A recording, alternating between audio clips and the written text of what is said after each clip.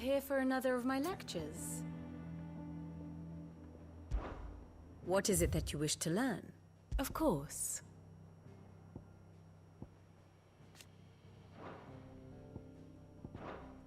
One must understand one's place in the world.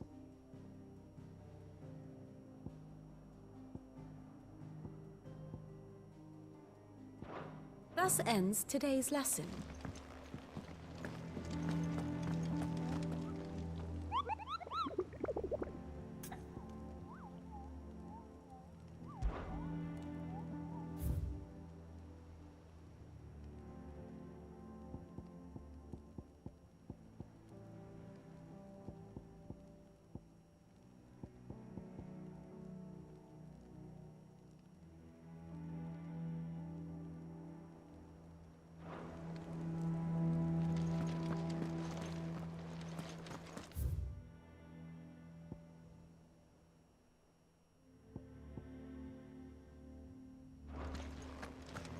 We're seeing troops amassing at every border crossing.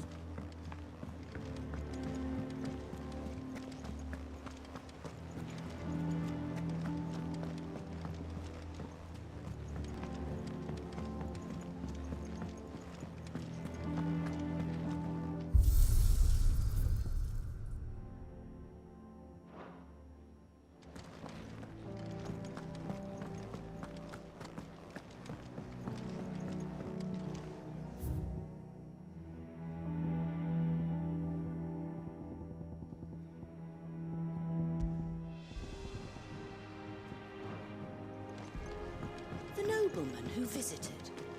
Was that...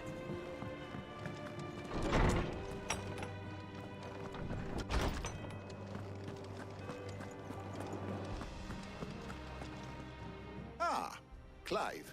Have you come seeking the gift of knowledge? No. To share mine, actually.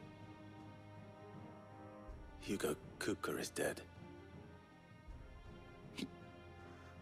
Oh, my. Can it really be true? Look, he's crying. He is. The big baby. And with good reason, children. These are tears of joy. We must offer up a prayer to your parents that the heavens might weep with us. There shall be no lessons today, only thanksgiving and merrymaking. Go, put away your things. All right. Brilliant.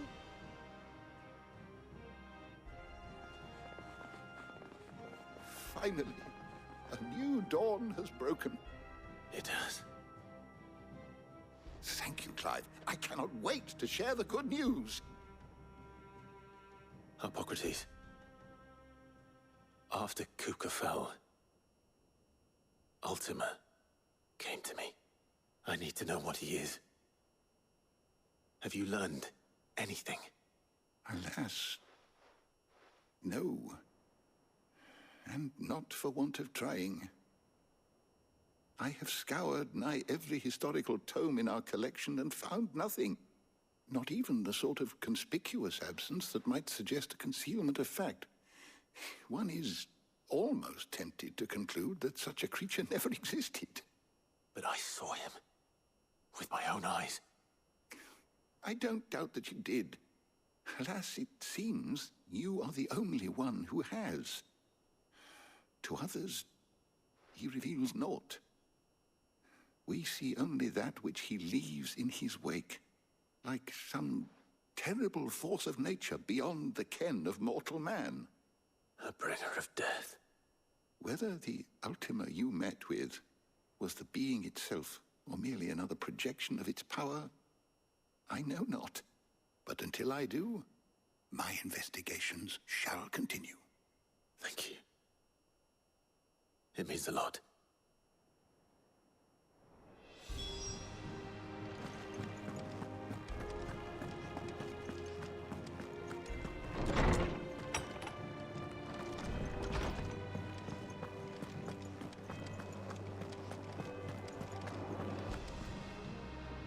Well, someone looks pleased with himself. It's true what I'm hearing, then. Nothing escapes you, Lady Karen. It's true. Kupka is dead. No more looking over our shoulders, then. Good. I'm starting to get a crick in my neck. Don't let it go to your head, though.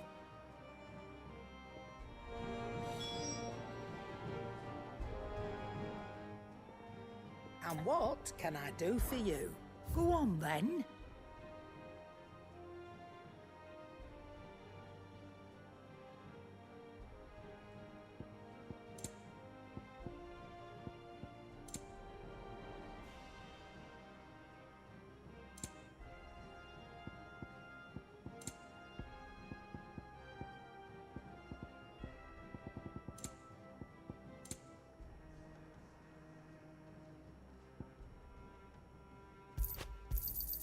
You'll not find a better price than that. You're rubbing me blind, you know.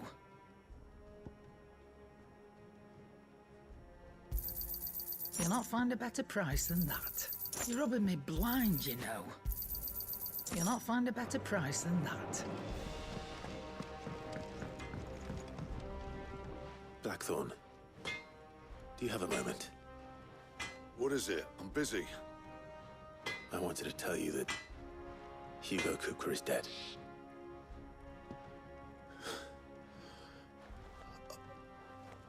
I can't tell you how long I've been waiting to hear those words. This is it then. A new beginning under a new Sid. I'll try to live up to the name.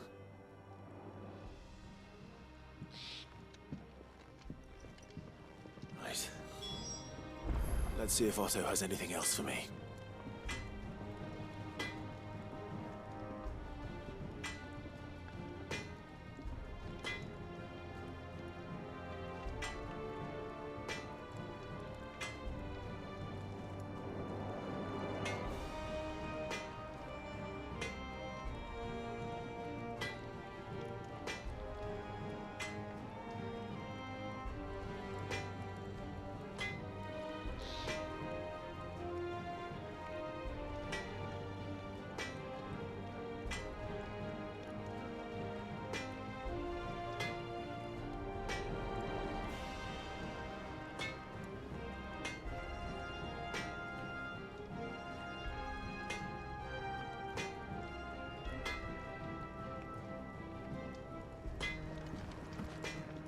What do you need?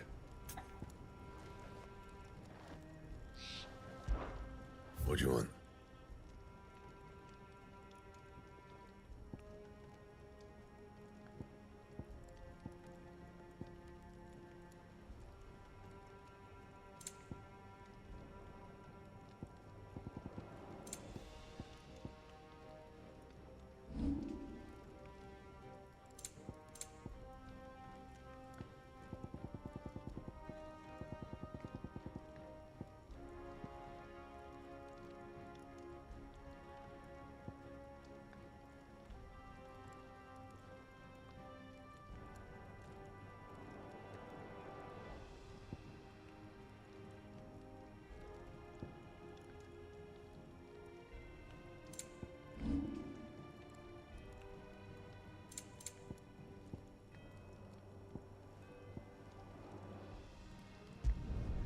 No scratches, all right?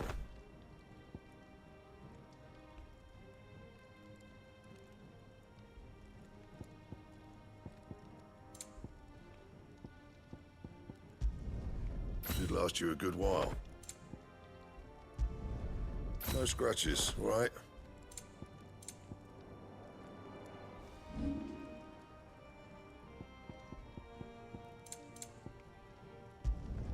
Not my best work, but it'll do.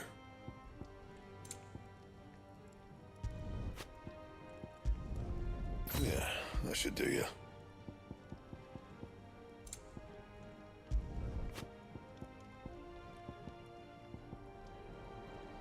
And how am I meant to do that then? Bring me the materials, and I'll think about it.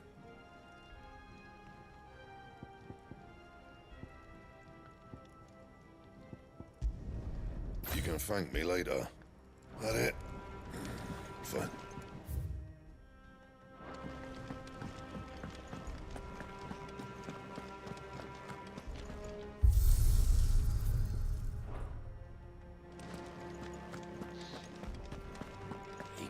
crystal too. You're joking.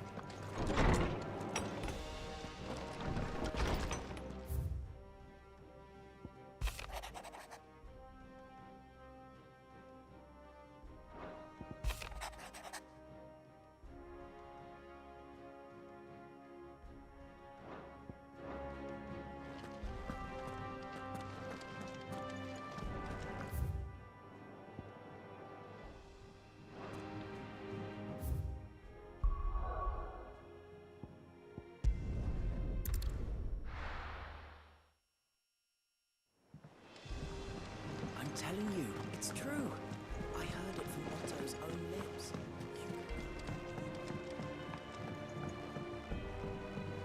We're seeing troops amassing at every border crossing. You barely sat down since you came home. Vivian got you running errands or something? Just spreading the word.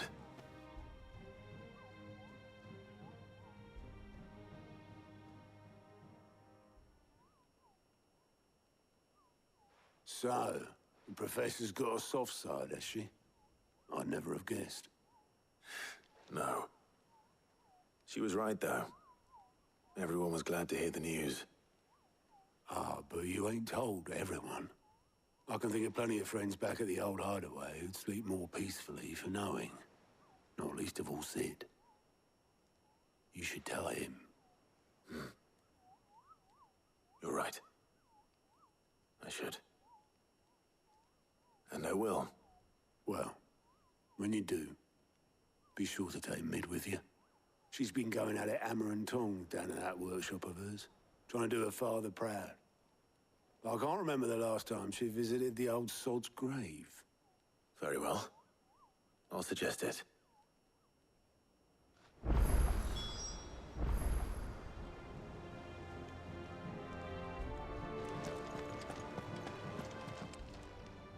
How are you doing?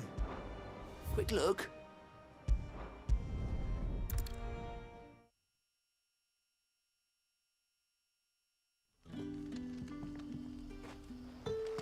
Good day to you.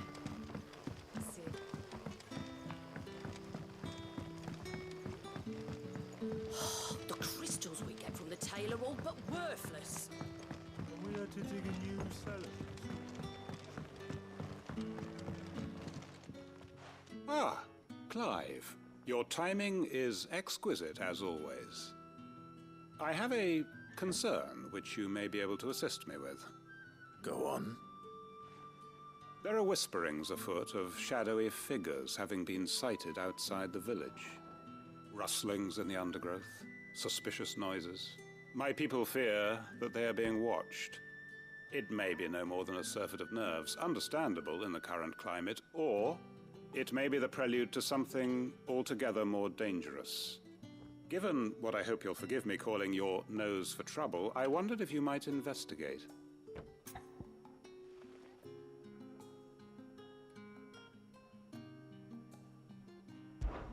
Of course. Excellent. You might begin by speaking with the good citizens of Lostwing. Listen to their tales, and make what you will of them. All right. I will.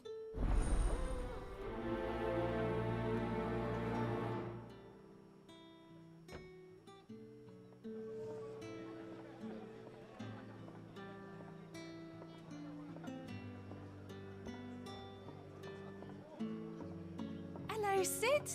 Take a seat where you like.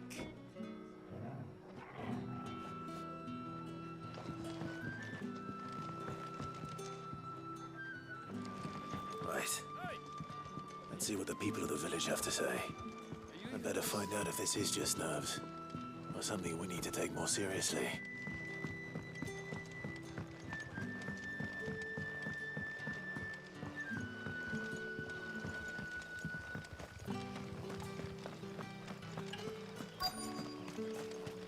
Word is, the Black Shields took a hiding in the hands of some... Excuse me. Quentin mentioned strange figures having been sighted near the village. Have you seen anything? Nah, not me, Gov. I heard the rumours, though. I'm here most days, right next to the gate, and I ain't seen nothing out of the ordinary. Don't worry. Any shady characters try and slip into town this way, and I'll soon come running. and shouting, most likely. All right. Thank you.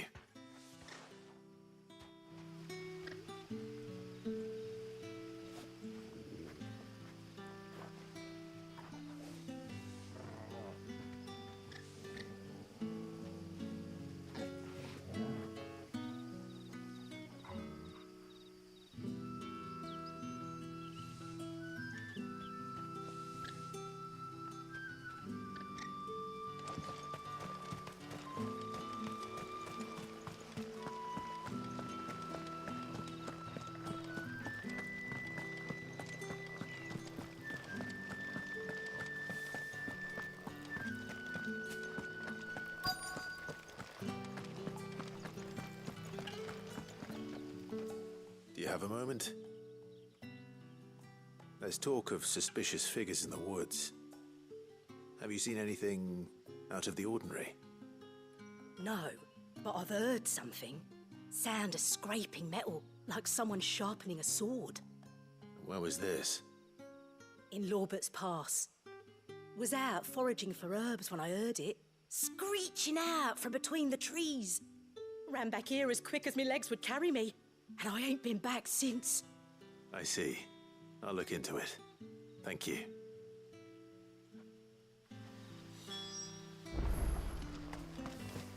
Seems Lorbert's Pass is our best bet then. What do you say, Torgal? Shall we go and investigate?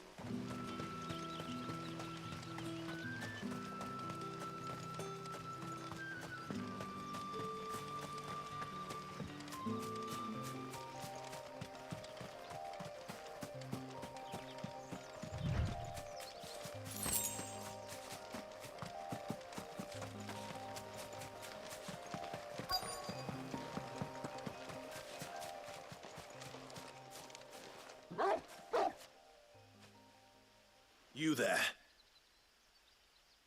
Fuck! He's seen us. Get them before they escape! Black Shields. Here. What the hell are you doing here?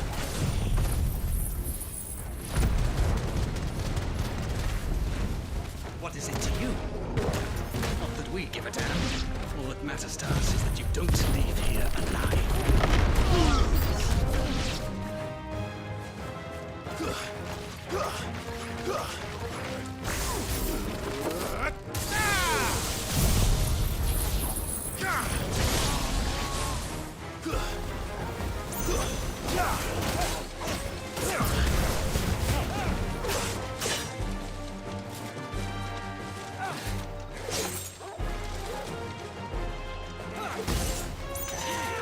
Nice try.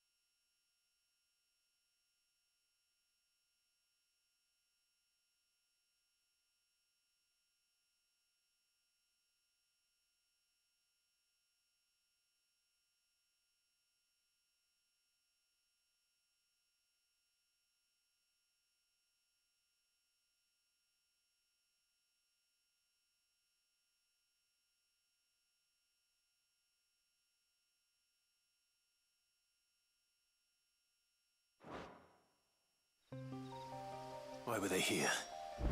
Were they planning an attack on Lostwing? I need to warn Quentin.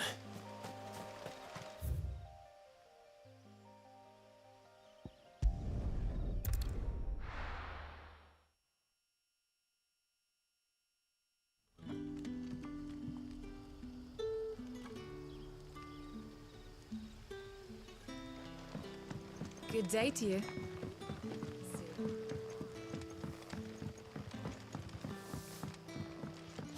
The crystals we get from the tail are all but worthless. Clive, how goes the hunt for our sinister figures? I found some black shields hiding near Lorbert's Pass. They're gone now. Black Shields. The Empress's former bloodhounds. Though they serve another master now. One who means to root out and destroy both me and those I care for. And it would appear the pack has finally caught the scent of its prey. Damn it all. I had hoped I would have more time than this. More time to prepare. But if we are cornered, we have no choice but to bite back. And bite back we shall. I'm sorry. You're going to need to explain. Who did the Black Shield serve now? And why would that person want you dead? Because I want him dead. Who? The former Lord Chief Justice of Sanbreque. All that I have built here is for him. I don't understand. Why him? Why Lostwing? I suppose it is better that you know the truth. I was a member of the judiciary once. So sickened was I by the injustice of this world, I swore to fight it. And fight it I did in my own small way. I saw more than a few corrupt officials condemned to the very cells into which they had thrown blameless innocents. Men to whom the law was but a scourge to turn against the powerless. And throughout, it was the Lord Chief Justice who backed me, who was my one true ally in the quest to see justice done. So what changed? I discovered that he hunted bearers for sport. I was a fool to think he shared my hatred of venality and vice. His support for me was no more than a facade, a means of ridding himself of his rivals, a mask to hide the rot beneath. I filed suit against him immediately. His response, however, was rather more visceral. He had my entire family slaughtered, and he faced no punishment whatsoever. I lost everything. My loved ones, my livelihood, my position, the faith I had once held that any modicum of justice might be achieved through the courts. So I set about enacting my own. I tracked down every soul who served him, and slit their throats myself. But the man himself proved an altogether more difficult target. With money and power come protection. And so I saw that I would need an army of my own. I came here to Lostwing and began recruiting like-minded individuals. And everyone here knows this is why you do what you do. Of course. They too have lost loved ones to the bearer hunts. Seen faultless friends sent to the gallows to spare the guilty. All under the watchful eye of the Lord Chief Justice. Our wounds are the same. And our cause is the same. We are comrades. And our revenge is already in motion. We know where he hides, how numerous and well-trained his guard. What we did not know until now, however, was that his plans may already be in motion too. Quentin. Our time is short. He may move against us at any moment, unless we move against him first. My friends and comrades, it begins. Make ready for war.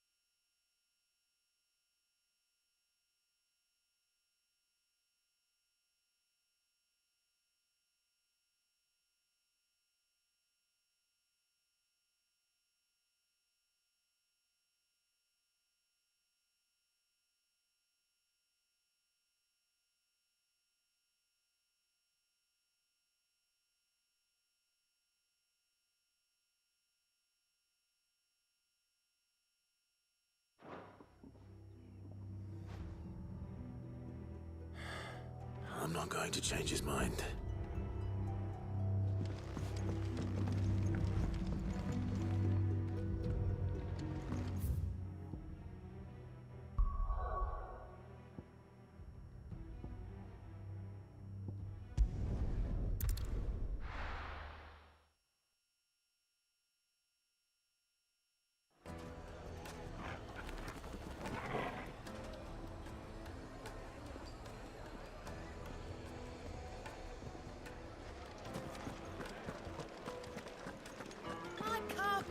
Take a sniff, good sir. Entrance. Gone, just like that. And without so much as a by your leave. What's the matter? It's my apprentice. He up and vanished while my back was turned. I'd go and look for him myself, but I've got a bakery to run. A bakery that's now short one pair of hands. Loath though I am to rely on the kindness of strangers, I'm at a loss. Please, will you see if you can find him?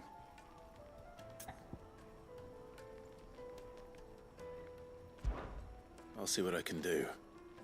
Do you know where he might have gone? I wouldn't be surprised if he was off somewhere mooning at Drake's Fang. He used to work there, you see. Poor fool left his heart in its hollow. All right. Then that's where I'll start.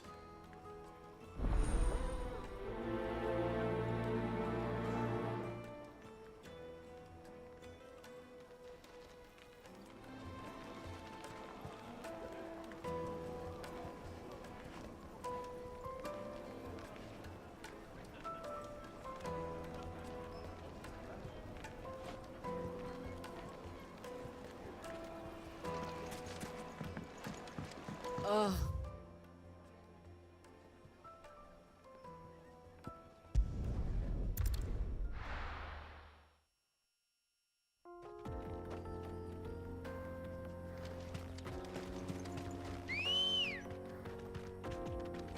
Let's go. Faster!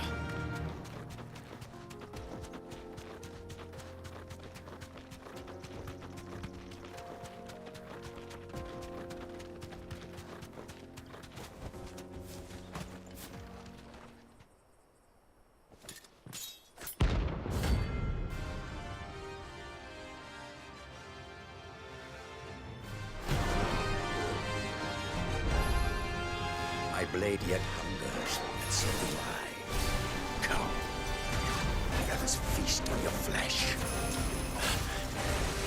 Your feasting days are over. Too slow.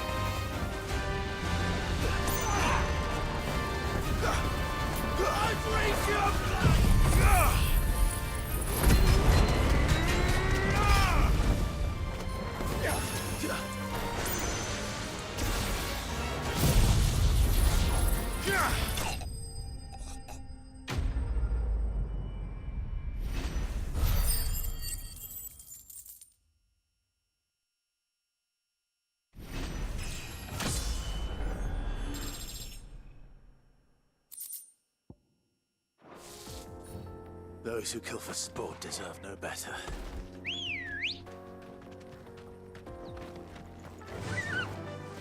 Fly, Ambrosia!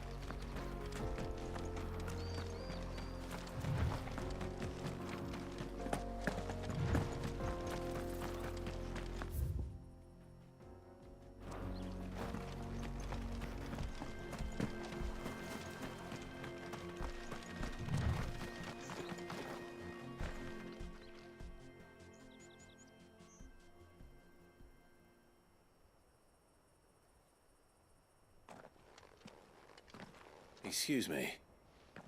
What do you want? The baker sent me to find you. I am a sorry, selfish sod, aren't I? I'm certainly not a baker. Master must have ruled the day he took me in. Time was the sight of the Fang used to calm my nerves. But now look at her. I take it you missed the Mother Crystal. I hated her, but she was all I knew. Worked her mines for years. And when she shattered, part of me shattered with her. I had to trade my pickaxe for a rolling pin, but I'm no good at baking. Every loaf I touch collapses.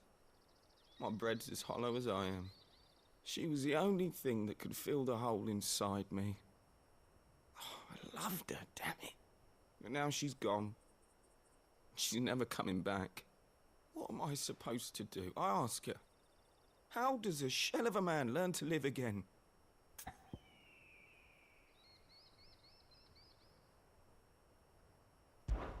Perhaps you could express yourself in your work.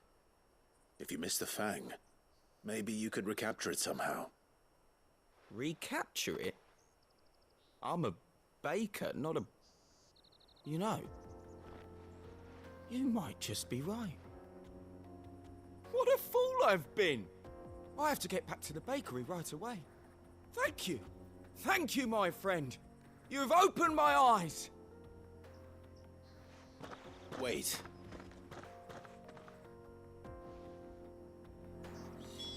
Suppose you won't be needing an escort then.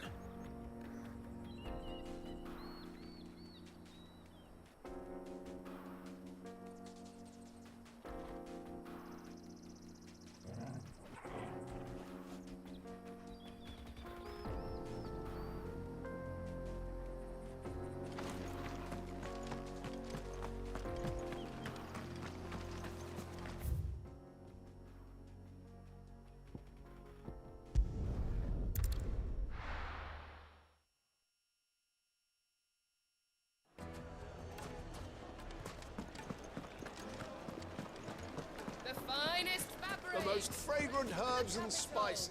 Ah, there you are. The man who lit a fire under my wayward apprentice. Though I worry you might have stoked the flames a little too high. He damn near ran me down trying to get to my oven. Master, it's ready. Behold the Drake's Balm. A truly unique creation. I dare say it is. Just look at it. A perfect likeness of the Fang herself. Her steepled peaks, her fulsome spurs, her inviting hollow. True, my loaves collapse more often than not, but what's the Fang without her crater? Why, no Fang at all. And look, inside. She's filled to bursting with a bounty of beautiful crystals. Salt crystals! Master, I have found my purpose. I must use my work here to preserve the memory of the Fang. Well, if it tastes half as unique as it looks, I'd certainly say you're onto something. Not only is my apprentice back, but he's finally pulling his weight. With any luck, I might even have a new delicacy on my hands. I don't know how you did it, but you have my thanks.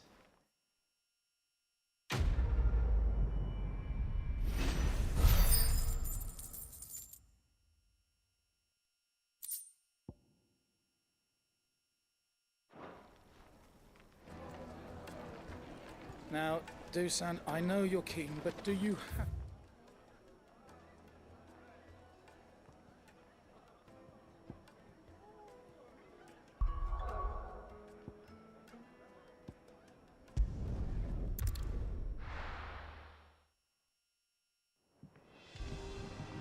I'm telling you, it's true. I heard it from Otto's own lips. Hugo Kunda is dead. We're seeing troops amassing in every corner. wasn't expecting you back so... You earned this. Best of luck out there, Sid.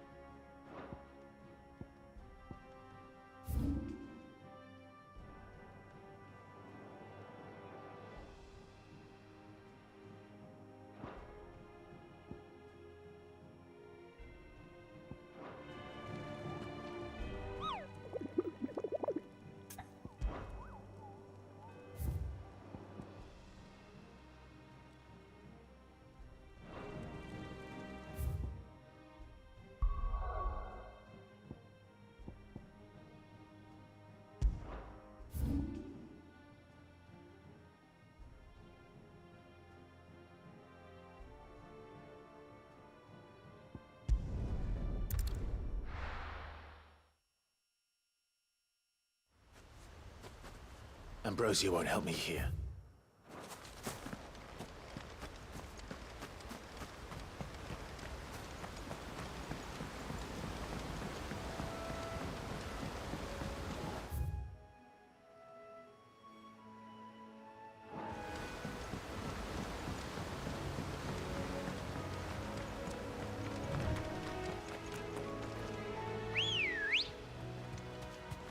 Let's go.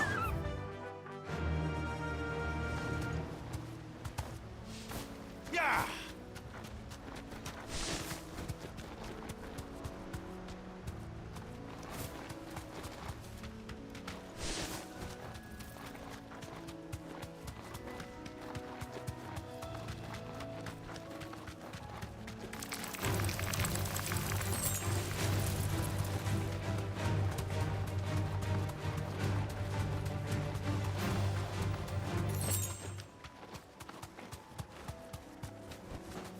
Be safe.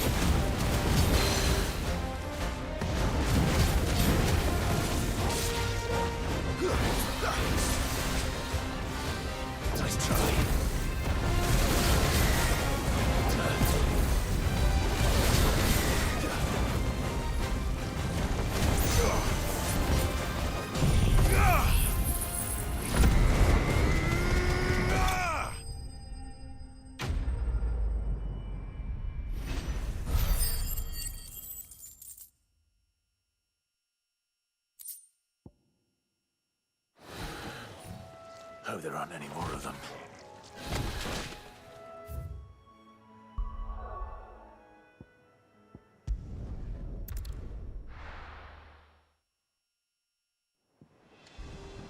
I'm telling you, it's true. I heard it from Otto's own lips.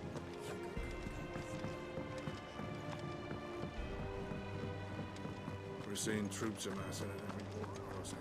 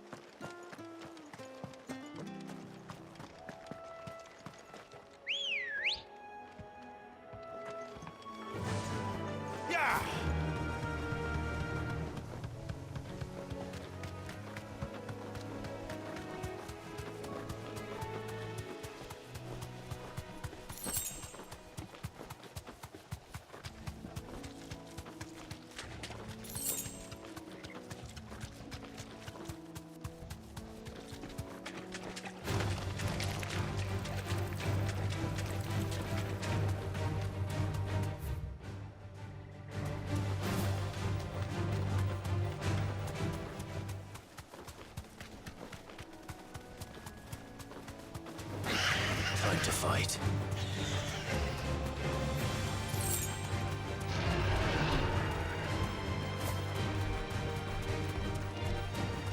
You deserve a rest.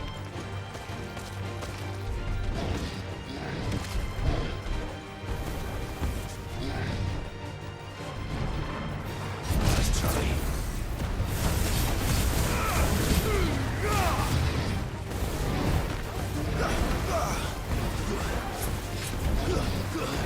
Too slow.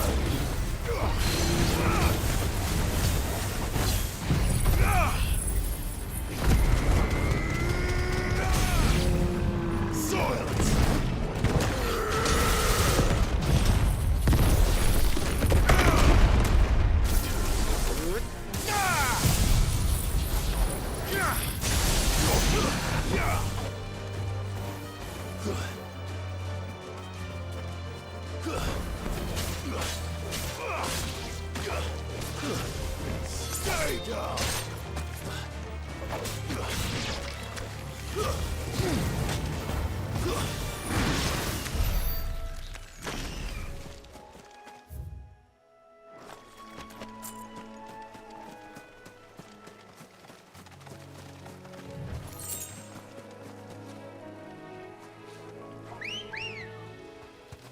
Come on.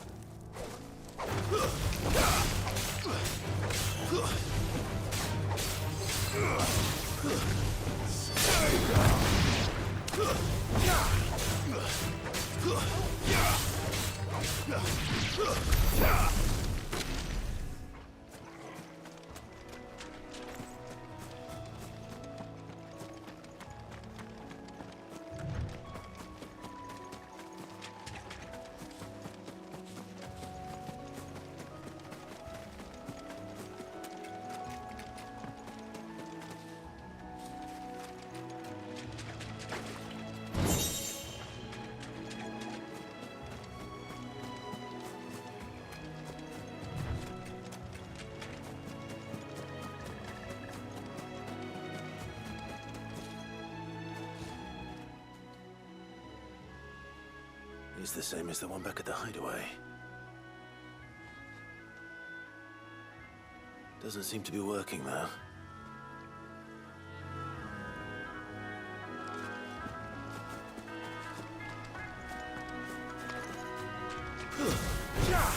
All right.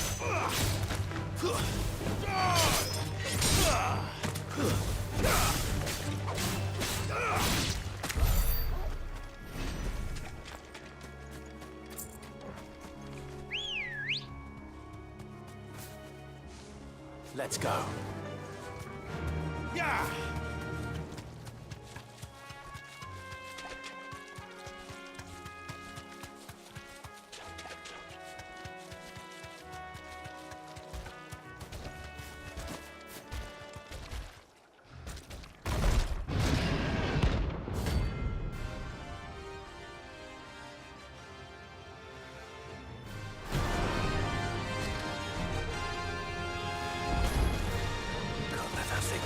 So close to the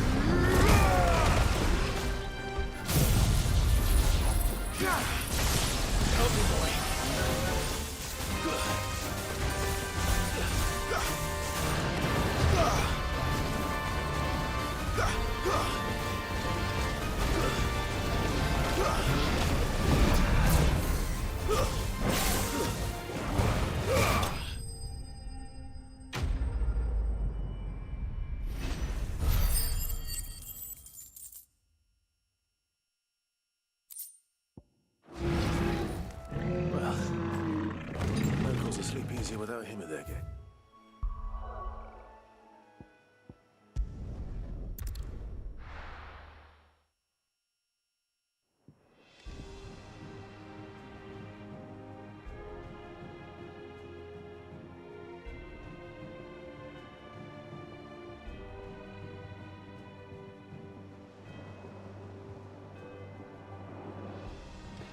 I'm telling you, it's true.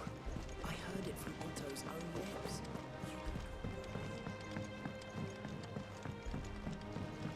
We're seeing troops amassing at every border crossing.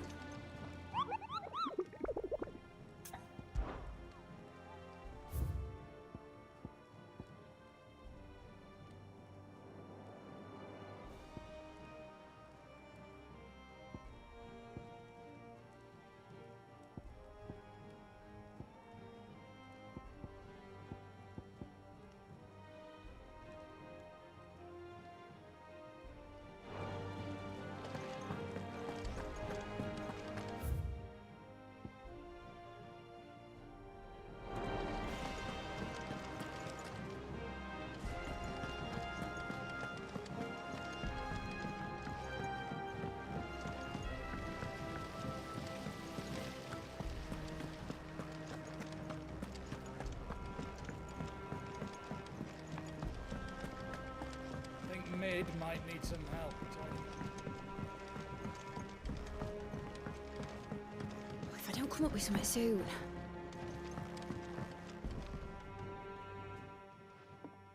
All right, Clive? What do you want? I'm going to visit Sid, and I thought you might like to come with me. Sorry, I'm too busy for all that right now. I've got to get this thermal displacement stack sorted. Thermal... Displacement stack. Here. And this is for... Only the fastest, finest ship the world has ever seen. The Enterprise. Me and my dad designed it together. Where other vessels rely on the fickle winds to drive them through the water, ours is fitted with mithril engines. And those things have got more push than a behemoth in a bad mood, and more heat than all the hells put together. Which is where the stack comes in. I may have already talked some tight-lipped shipwrights into putting the hull together for me in a little dockyard in Canva. But the stack's a bit more involved, so I'm building it here. Thing is, it's so involved that I'm running behind and it's starting to hold things up over at the shipyard. I'll come and see my dad, though, when I'm done. Whenever that is. Is there anything I can do to help? Good old Clive. I were hoping you'd say that. First things first, I need some parts meching. The stack will be made up of 3 major components. There's the plating, here, that channels hot vapors away from the engine. The helm over the top, that disperses all that heat into the air. And the shielding around the sides. That stops the rest of the ship from going up in flames. A full suit of armor, then. Probably best to take it one piece at a time. Then you'll need to start with the plating. Everything else fits onto it. I've got the designs and the list of materials here. Show these to Blackthorn. He'll know what to do. I can't make head nor tail of them. Luckily, you don't need to.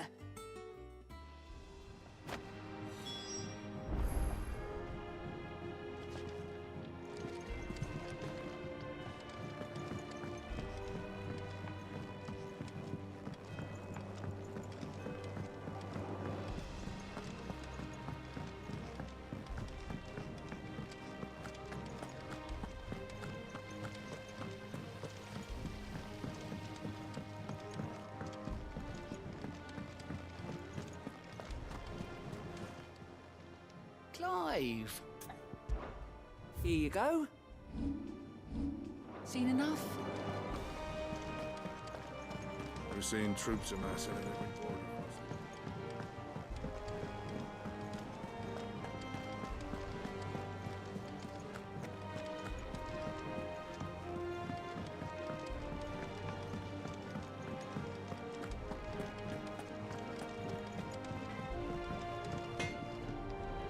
Blackthorn, can I ask a favor? Out with it. It's for Mid. This my last chance to say I'm otherwise engaged. Spare myself the arseache. Go on then. What is it this time? She said you would know. Here.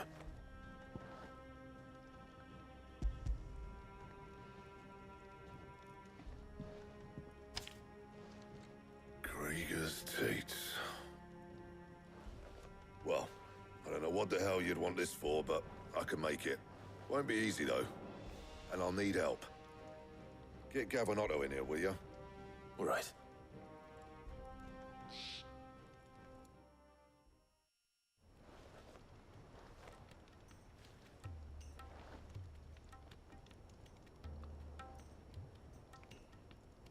So Mid's roped us all in here again, has she? Typical. Still, if that's what it takes to get her to visit Sid's grave, I'll do what I can. And, what is it we need to do, exactly? Take a look at this. It's this plating. The usual sword grade steel won't work. We need something that can get very hot, very fast, and still keep its shape. That means an alloy. Something that won't break or buckle at the temperatures she's talking about. Which is where you lot come in. I need materials, and I've got my work cut out already. You'll have to fetch them. Now, there's a special kind of sand I'm after that you can only find out in the Valcroy. Stardust, they call it. As for the rest of the stuff, my usual supply should have it in stock. It just needs buying and bringing back here. Well, we'll get it done quicker if we split up. One of us should probably give you an hand collecting the sand. And the other can go and get the rest from this supplier. Right then. Well, make your minds up who's going where, and we can get this over with.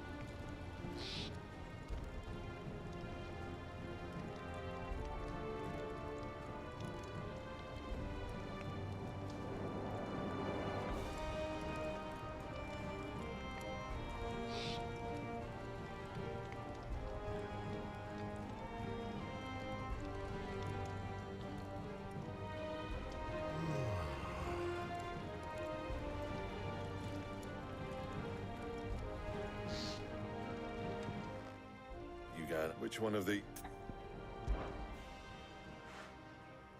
Otto, you're with me. All right, then. Where do we find this stardust, and how will we know it when we see it? There's a river that runs through the southern reaches of the Velcroy. It's the black sand that washes up on its banks that you're after. And I'm guessing you'll be needing sackloads of the stuff. Might be worth our importers at the Dalimil Inn. I'll head down there. See about finding us a wagon. All right. I'll meet you by the river. Yous two take care, eh? I'll go and see this supplier. Just don't let the bastard fleece you, eh? He wouldn't do that. He's Blackthorn's mate. Isn't he? Best of luck.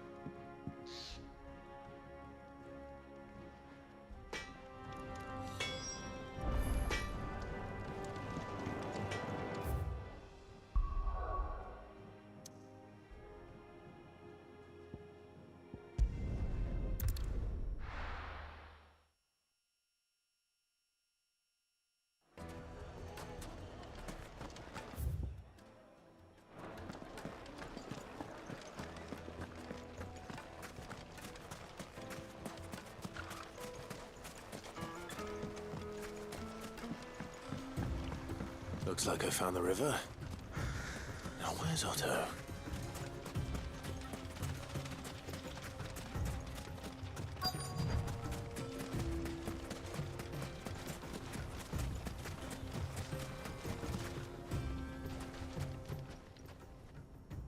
Otto, sorry I'm late. Oh, Clive. I had a quick scout about, and I reckon this area's our best bet. Seems Blackthorn's the only one who thinks smithing with his Stardust stuff's a good idea. It's just lying here, waiting for any old fool to fill his boots. But unlike any old fool, you thought to bring a wagon. Well spotted. Now get filling.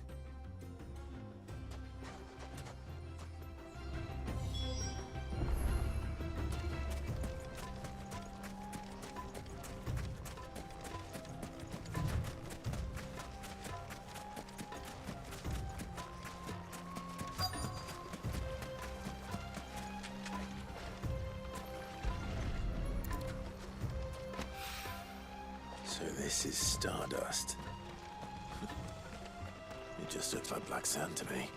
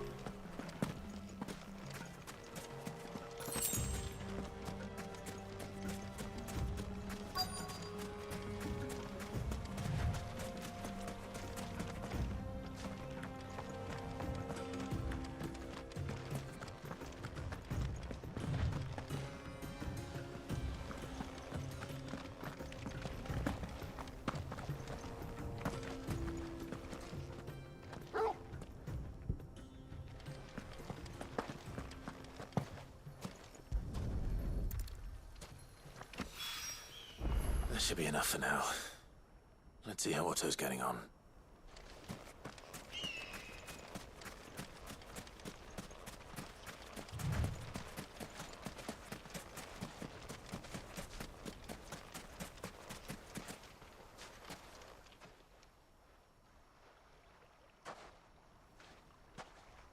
How much did you get? Enough. I hope.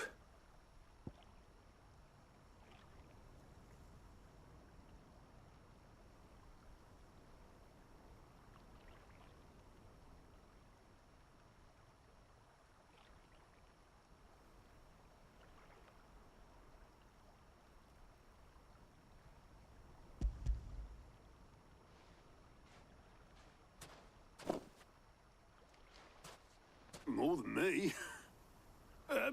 Put it all together and I can't see Blackthorn complaining. Much.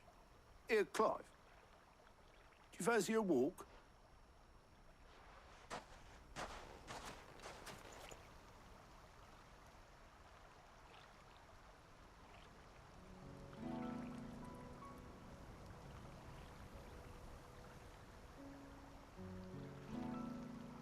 Sid would be proud. Of what? Of you, you idiot. The way you've carried on what he started. When we first met, I had you down as a spoilt little puppy who enjoyed nothing more than biting the hand that fed you. But 5 years on, you're the one doing the feeding. So thanks for proving me wrong. You weren't wrong. But I changed. Thanks to Sid. And thanks to you. When I suggested taking on his name, you were the first to back me. And if you hadn't, no one else would have. I couldn't have done any of this without you, Otto. Don't give over. You're making me blush. All I did was choose hope over despair. I gave you a chance, yes, but you're the one who took it. You took a rabble of homeless, hopeless outcasts and put them back on their feet. Gave them something worth fighting for, just like the old Sid did.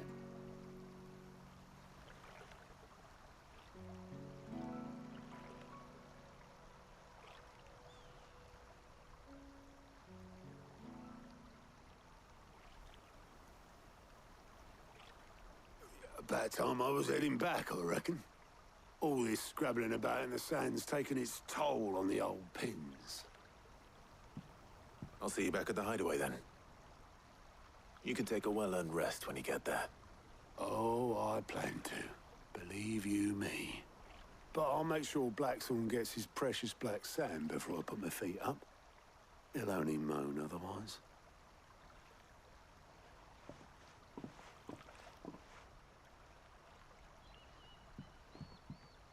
Right. Ready to go home, boy?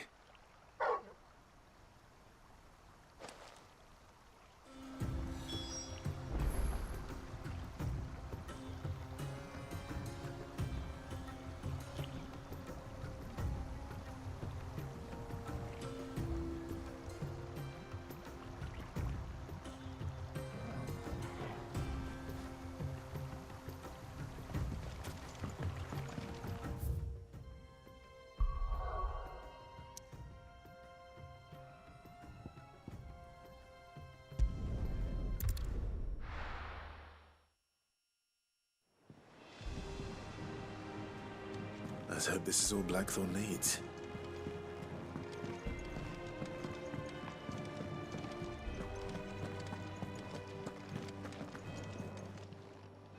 Is it business or pleasure?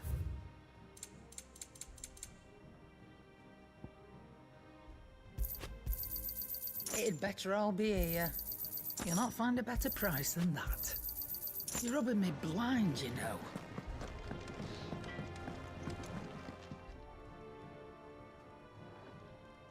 Blackthorn, got everything you need? Yeah. Yeah, I do. Cheers for the stardust. Should be enough to be getting on with. Nice to get out and about for once. Let's do it again sometime, eh? I'll make a start on putting this thermal plating together then. It'll take some time, mind. So if you've got other things to be getting on with, I could do without you breathing down my neck. Thank you, Blackthorn. I'll let Mid know construction's underway.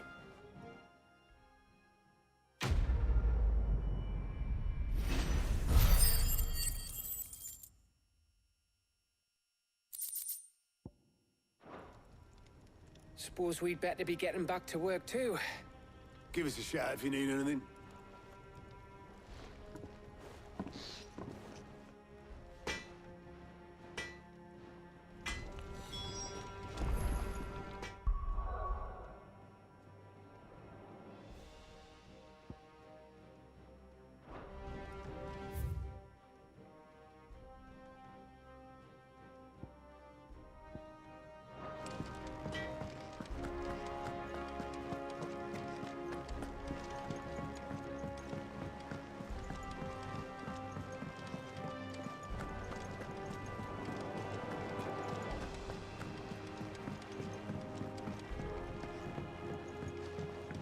We're seeing troops amassing at every border crossing.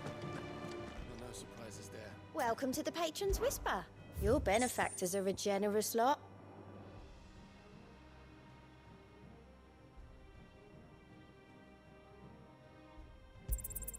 You earned this.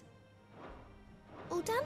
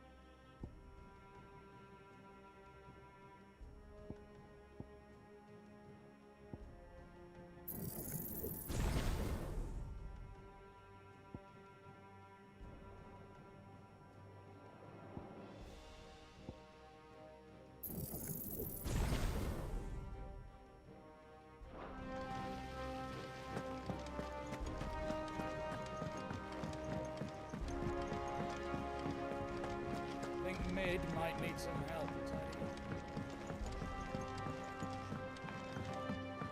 If I don't come up with something soon. You'll be pleased to hear that Blackthorn started work on the plating. Excellent. 1 down, 2 to go. So, what's next? The helm, of course. For this, we'll be repurposing fallen scrap. Salvage from the ruins? I thought that material was all but impossible to work. Ah, but we don't have to. I'm sorry. Just so happens there's one particular ruin that's broken into exactly the right shape and size pieces for what we need. What's the name back there? I'll give you all the details. What's her name? Right.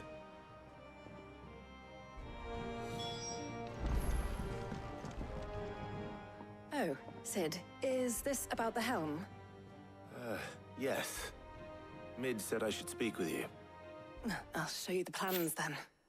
Here you see the mithril engine, in which mithril is burned to generate heat. That heat is then harnessed to produce motive force. Excess heat is dealt with by means of the thermal displacement stack, which disperses it into the surrounding air. Now, were we to rely on thermal plating alone to achieve this effect, the rate of excess heat buildup would far exceed the displacement coefficient of the plating. In other words, the reactor would overheat and eventually explode. This is where the helm comes in. It connects to the plating, you see, and serves as a sort of thermal sink to absorb all that excess energy. Our experiments have shown that fallen ceramics are remarkably thermophilic. They can withstand and absorb levels of heat far above anything we are able to make today. And not only that, they're also waterproof and immune to rust, making them the perfect material for our protective hood. Why? If sea or rainwater were to enter the reactor proper, it would vaporize instantly.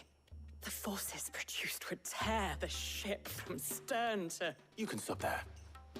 I understand. Mid said we might be able to use parts of a fallen ruin. Where would I find it? Ah, yes. It's in Lorbert's Pass, near Lostwing. The thing is, well, I probably should have arranged to have the pieces we need brought here sooner. You see, a certain unwanted visitor has taken up residence there. It's no longer a matter of just walking in and taking them. It's, going to be considerably more dangerous than that. I see. Then I suppose I'd better deal with this unwanted visitor for you. Would that help? Oh, very much. Thank you, Sid. I'll gather my team and head there right away. We'll meet you outside the ruins.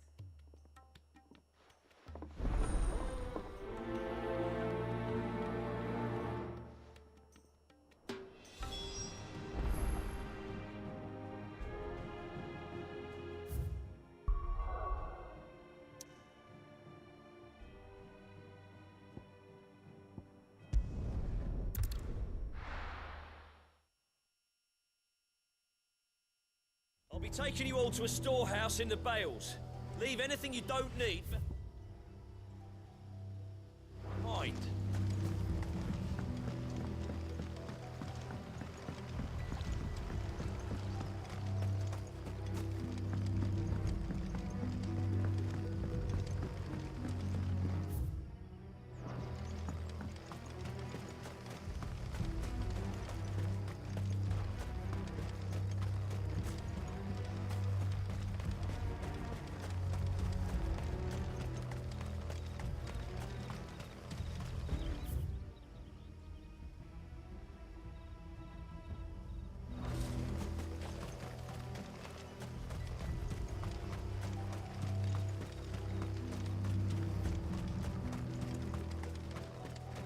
If you're ready, we leave at once.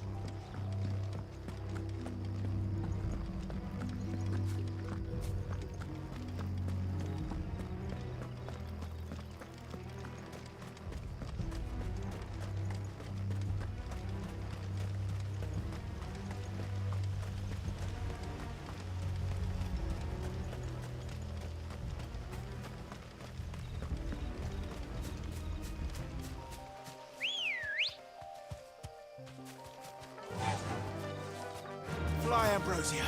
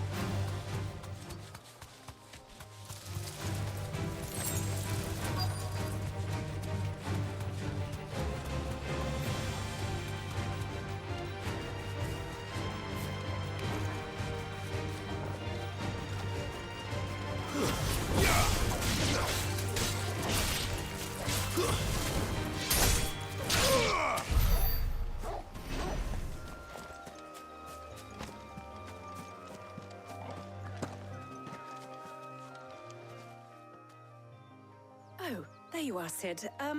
Thanks so much for coming. The, ruins are just over there, as is the creature I told you about, I'd imagine. Would you mind? Of course. I'll be right back.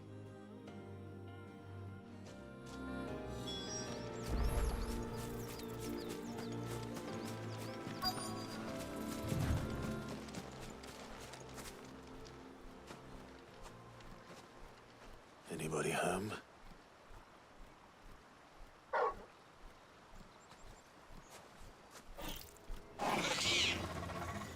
This must be our unwanted visitor. Time to go.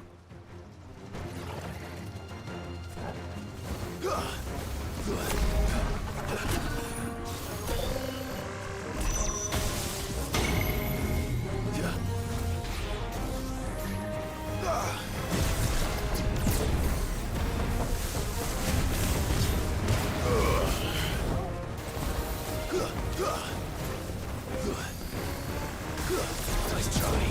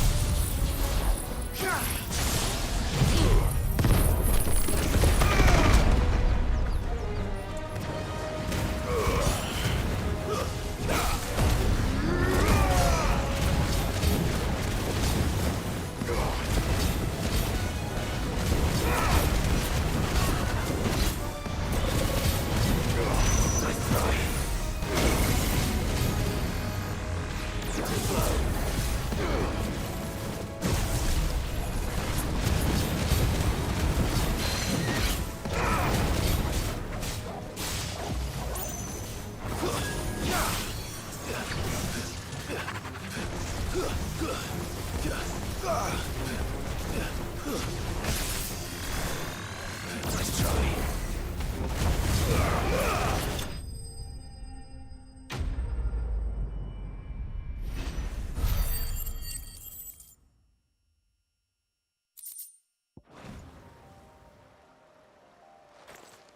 The things I do for you, Mid.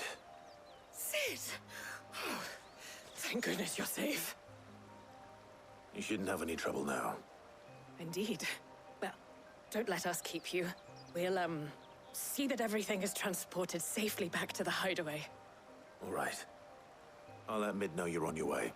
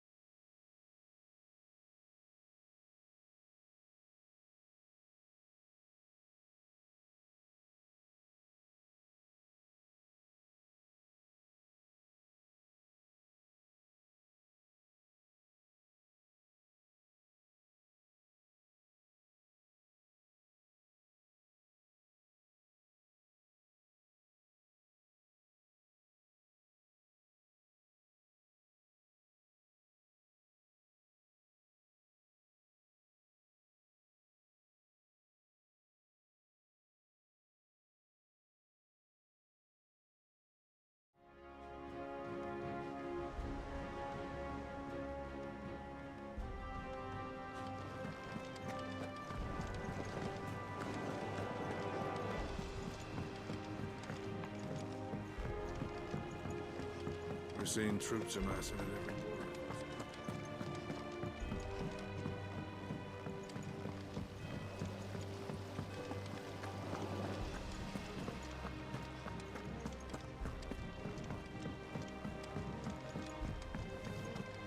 I think Mid might need some help tidying up. If I don't come up with something soon. Mid. Helena has recovered the material for the helm. She'll be along shortly. Excellent. Another job well done. And just one remaining.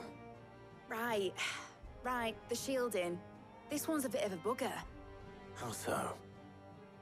The plating's enough to stop the engines going pop, but those things will still be spitting out enough fire to set the rest of the ship ablaze. Which is why you need proper shielding. A prism for the dragon's breath that's blazing away inside. I thought a triple thick layer of tempered steel might do it. Or more of the stuff that the Fallen use, but they'd both be too heavy. The helm and the plating are bulky enough as it is. Add any more weight and the whole ship would be at the bottom of the briny before we'd even started. I need something light. But I've racked my brains and I just can't think what would do it. Well, if I were in need of obscure knowledge, I know whose counsel I would seek. Harpocrates. Tomes? Yeah, well, I'd thought of that, obviously. I've got all the details written down here. Can you take this to him, see what he makes of it? Right away.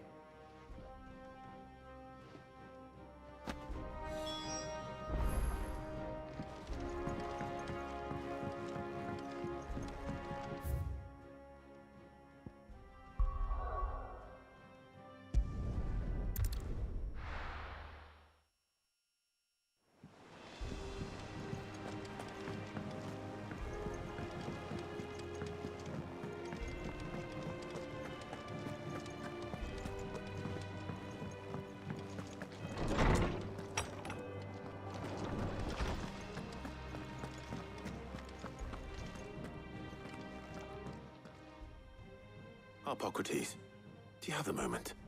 For you, Clive? Always. Well, actually, it's for Mid this time. Could you take a look at this?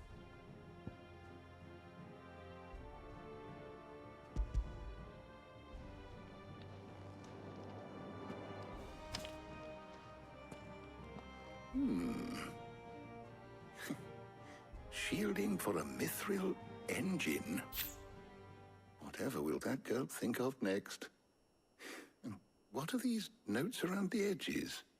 She has some specific requirements for the materials. The shielding needs to be able to resist extreme heat on the inside, and yet remain cool enough on the outside not to set the ship alight, while also being light enough not to sink it. As you can imagine, she's struggling to find anything that meets her needs. I see.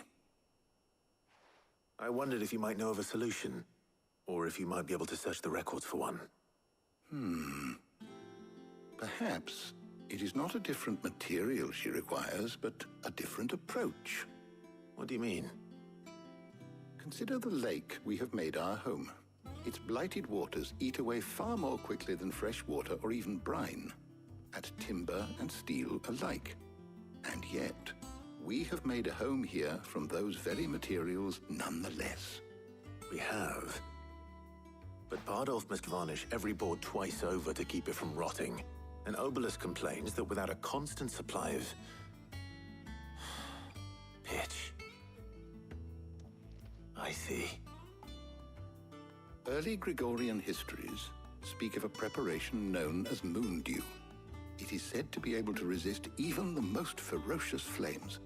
Before the dragoons tamed the worms and wyverns of the realm, nobles would daub their castle walls with it in order to guard against dragonfire. So if we could recreate it... It might be applied to some material or other in order to provide the protection Mid requires. As to how best to apply it and to what material, perhaps Bardolph and Obelisk might be of assistance. I shall speak to them and see what wisdom they might have to offer. If you would be so kind as to procure the necessary ingredients, I shall discuss the specifics of how it might be most effectively put to use with our two friends. The knowledge of the past may yet prove useful to we of the modern era. Thank you, Harpocrates. And since you're asking others to help you, Perhaps I should too.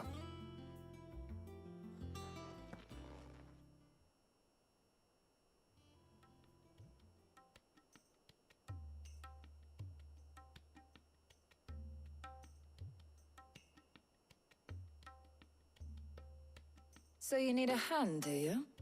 We do. I'll be heading to market for the ingredients we need. I could do with some help. And some company too. The other can assist me in researching how best to prepare the shielding itself. Can we count on your aid? Always. Well, if Jill's game. Thank you. I am sure either of these fine young minds would prove indispensable in my research. I leave the decision as to who will go with whom in your capable hands, Clive.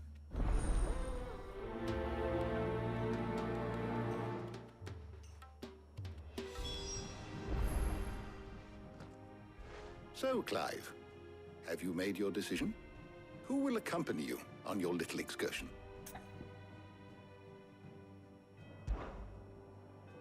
Very well. So then, what do we need to find? I have taken the liberty of preparing a list. Here. White chocobo eggs. Pepio nuts. Are you sure this list is right? Everything on here seems very edible. I would have thought the ingredients would be a little more exotic. Though these items may seem mundane, they have potent effects that are rarely exploited, effects for which they were once highly prized. So much so, in fact, that they were harvested almost to extinction, hence moon dews having fallen from favor. Now, of course, they can be obtained with ease. You should be able to find everything you need at the market in Northreach. Is that so? I've been meaning to visit Northreach anyway. I'll set out now. Join me there when you're ready. I will. Until then. You two enjoy yourselves. You too, Talia.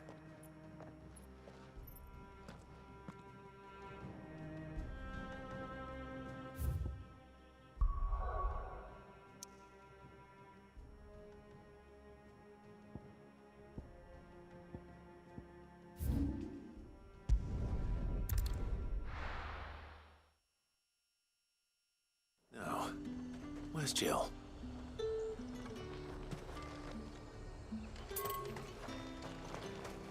There's talk at the glass. Do you see anything you like?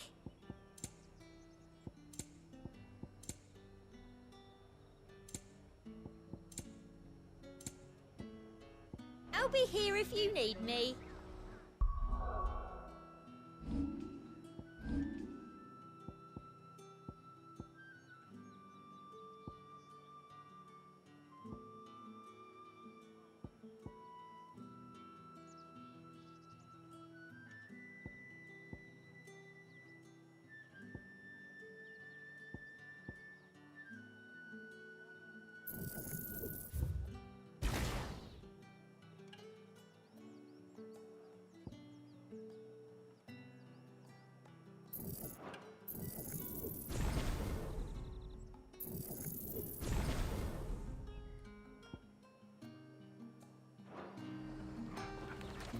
Keep them pilchards nice and chilled. Are those Pepio nuts? How goes the hunt for ingredients? I've only just started. I'm sure everything we need is somewhere amongst all these stalls, though. Why don't we split up and see? We'll take a couple of ingredients each. All right. What am I looking for? How about you look for the Pepio nuts and some garlic? I'll find the other things we need. We can meet by the gate when we're finished.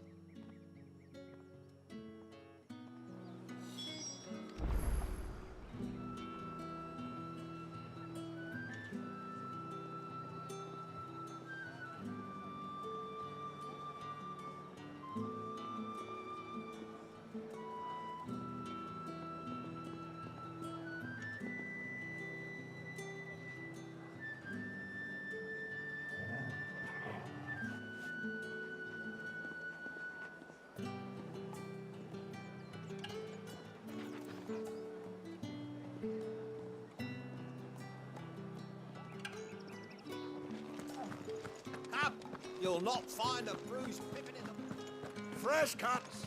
Come and get them before the... What can I interest you in today? Ah, yes. Keep fighting the good fight.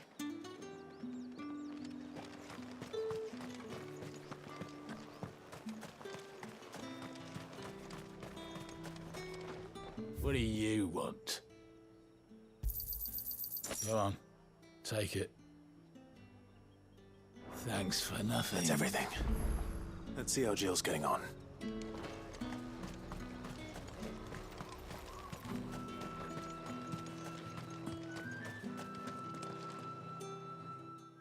Did you find everything?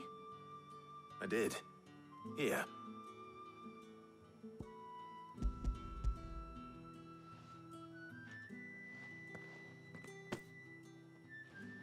Garlic and pepio nuts. Perfect. Now all that remains is for Harpocrates to somehow turn all this into what Mid needs to keep her engine cool.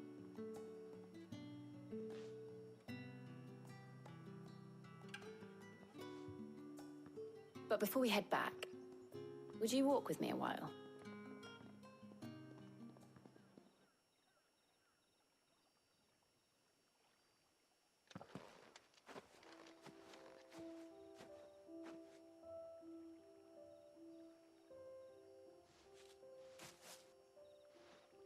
Thank you for asking me to help you today. It makes a nice change. It does. It's good to get away from all the battle and bloodshed for once. Just being here reminds me of when we were children. Do you remember walking down Market Street in Rosalith, taking in the sights and smells? How could I forget? What with Torgal's antics. Remember how his nose would prick up at the scent of sausages? He'd go racing away and we'd have to go running after him. We wouldn't catch you now, would we, boy? Was there anything you wanted to buy for yourself while we're here? There was, yes. Well, sort of. Molly in the kitchens told me about a place that sells particularly good pies. Thought you might like to share one with me. I would. Thank you. And I saw some bread.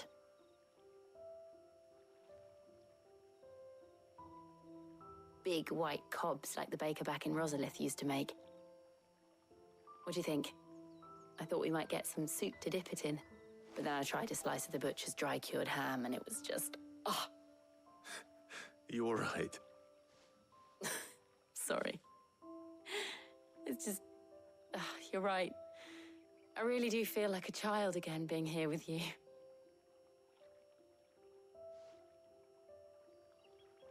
Clive. Is it wrong of me to enjoy this? No, Jill. This is how life should be. And it's how our lives will be when our work is finally done. When we can live on our own terms. I hope so. Thank you, Clive.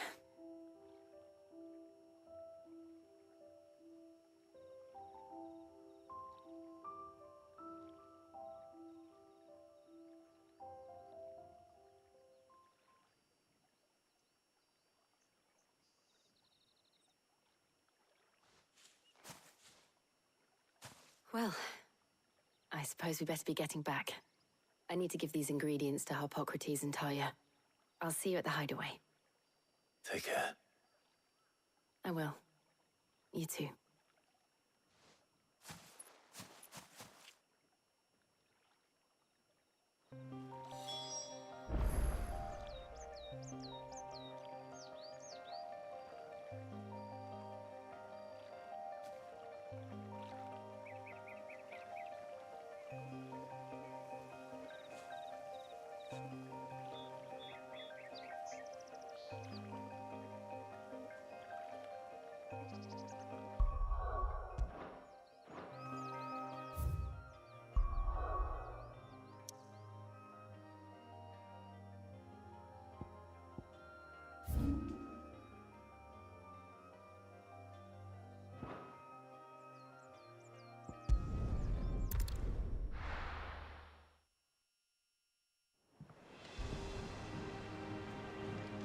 wonder how Hippocrates is getting on with the moon dew.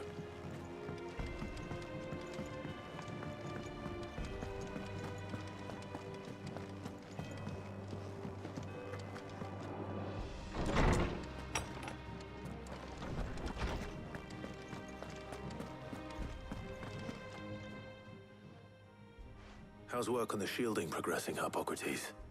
Well, very well indeed. And thanks in no small part to your kind assistance. I was just explaining to Tarja how we might best go about preparing the moon dew. And now that we have all the ingredients, we may begin. You can count on me. I've mixed more than a few mysterious concoctions in my time. I'm sure you have. What about the shielding itself? Work is underway, under the watchful eyes of Bardolph and Obolus. Apparently, it'll be ready soon. Thank you. All of you. Right then. Jill, would you join me in the infirmary? Many hands make light work and all that. Of course.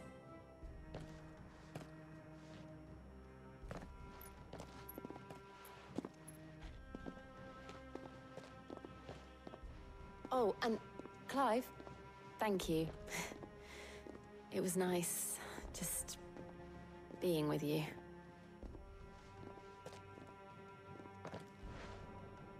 It appears our work here is almost at an end. A shame. I was enjoying playing the man of action for once. When both the shielding and the moon dew are ready, it will merely be a matter of applying the one to the other. Followed by a rigorous process of testing and retesting, of course. Perhaps someone ought to warn young Mid of that. Leave it to me. Thank you, Hippocrates.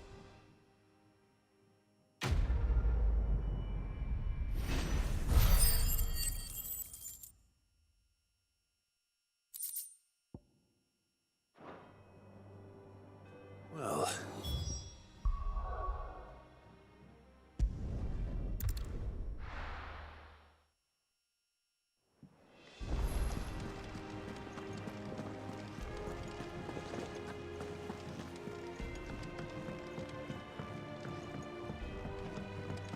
We're seeing troops amassing at every point.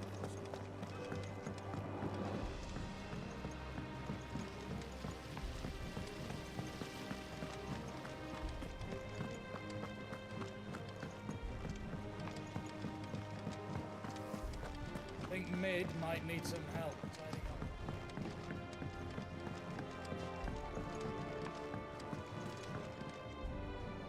Sorry to keep you waiting, Mid. But you'll be pleased to know that work on the shielding is underway. You found something for it? In a manner of speaking, Hippocrates knew of a substance that's highly resistant to heat. A coating that should provide the protection you need. He's supervising the construction and testing of the shielding as we speak. Brilliant! I knew you wouldn't let me down. Don't thank me. I'm just the errand boy. Right then, better start working out how to bolt all these bits together. To the Black Hammer!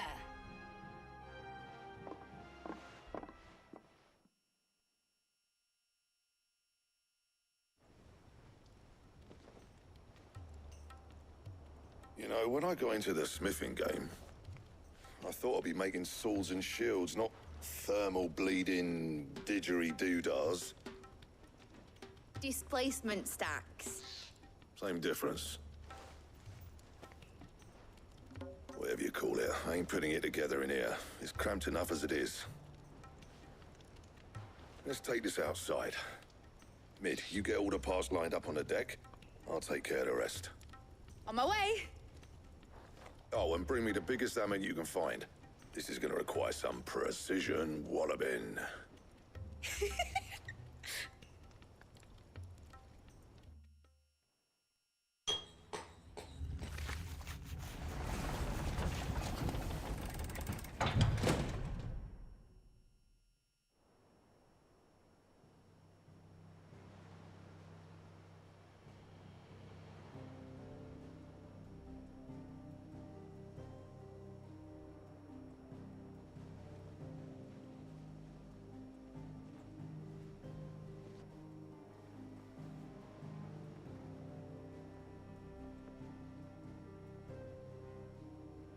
It's finished! It's finally finished! Thank fuck for that. I'll be feeling my hammer arm for weeks. Thank you, Clive, Blackthorn, everyone. That's one down and just 3 more to go. I'm sorry. Oh, didn't I tell you? The Enterprise has 4 mithril engines, and we'll be needing a displacement stack for each. You don't mean... Don't worry. Now they've got a finished one to work off, my gang in Canva can build the rest. Good luck to them, I say. Right, I'm off to get a sling for this elbow. Any other work comes in, keep it to yourselves, eh?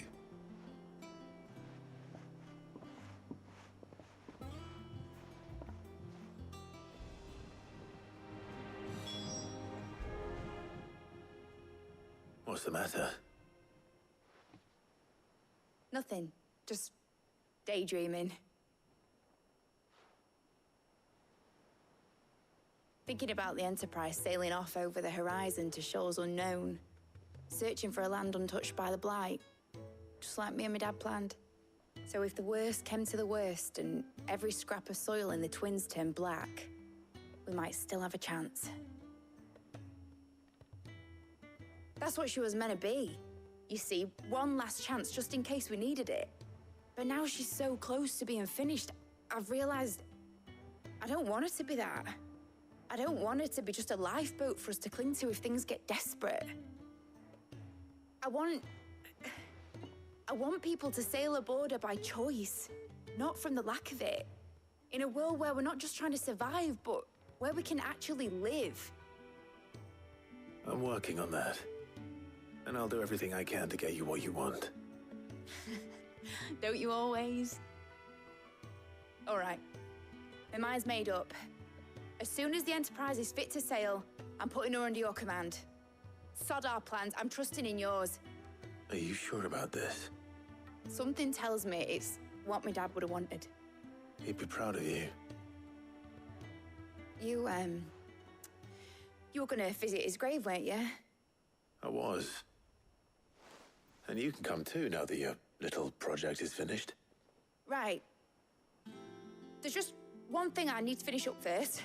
Won't be a mo. All right. I'll let Otto know you're coming. Meet us in the mess when you're ready. Aye, aye, Captain.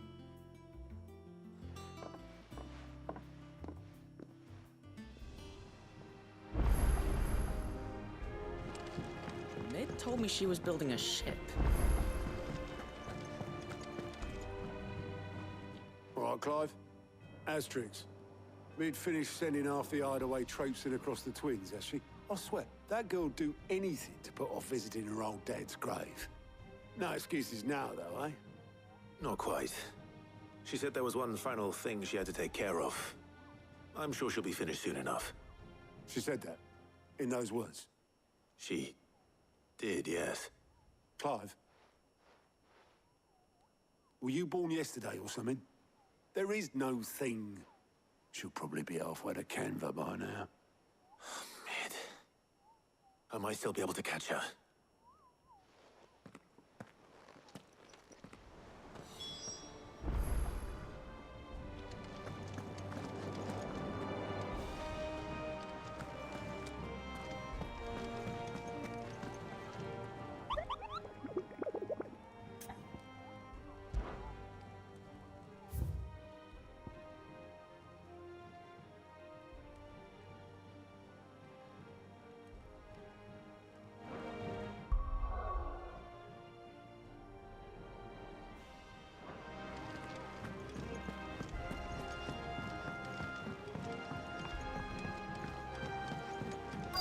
Is that the thing Tomes helped to build? Obolus, have you seen Mid? Yep. In a boat, going that way. Then I'm too late. You in a hurry and all, are you?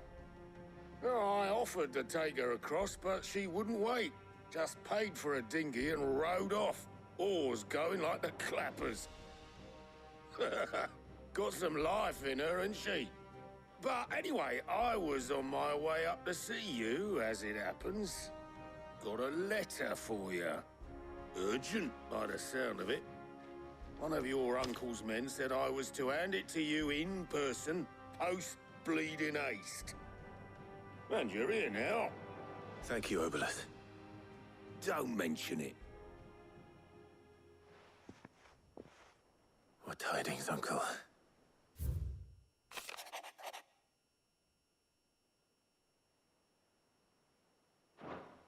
Trouble in Canva.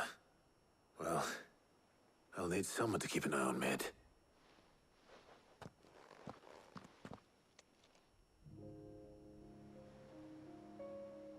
So what? Mid got us to do all the dirty work and then just sailed off into the sunset? It, seems that way. Well, nothing we can do about it now. But next time you plan on visiting Sid, you might want to tie her to something before you suggest it. Ah, don't be so hard on her. Gotta admit, the dirty work was kind of fun. Everyone pitching in, all that bollocks. Just like when we built this place. You're right. Anyway, we all set to head to the old hideaway. I could do with getting to Canva pretty sharpish. Wouldn't do to keep Lord Rosfield of the Seven High Houses waiting now, would it? Not after he asked for me personally. Gav will be leaving with me. Will you mind the place while we're gone? You can count on me. Just be sure to give Sid and the others my regards. All right. Oh, by the way, Jill will be joining us too. She's got some things to take care of, but she'll meet us there. I hope she's telling the truth at least.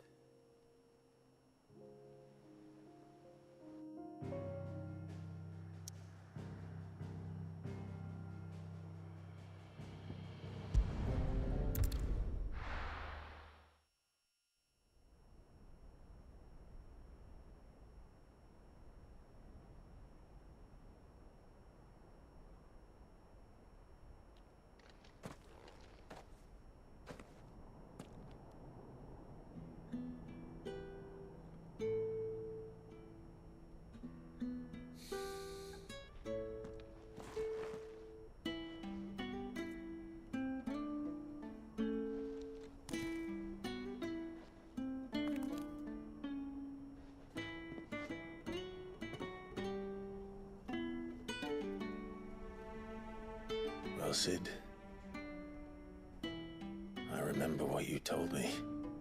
That if no one is listening to what you have to say, you may as well not say it.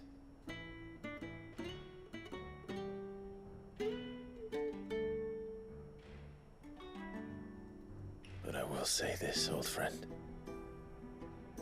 Hugo Kuka is gone. His shadow looms over us no longer. It's a pity the Phoenix can't be in two places at once. If he'd have been with us, maybe he could have done something for the lost. Not even the Phoenix can bring people back from the dead. Life has a beginning and an end. So we must live while we have the chance. And not as slaves to the crystals, but as free men. May we join you?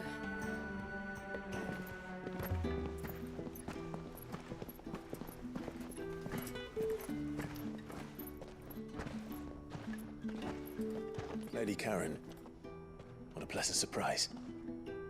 I thought I'd drop by and see how you were all doing before heading off to restock my supplies.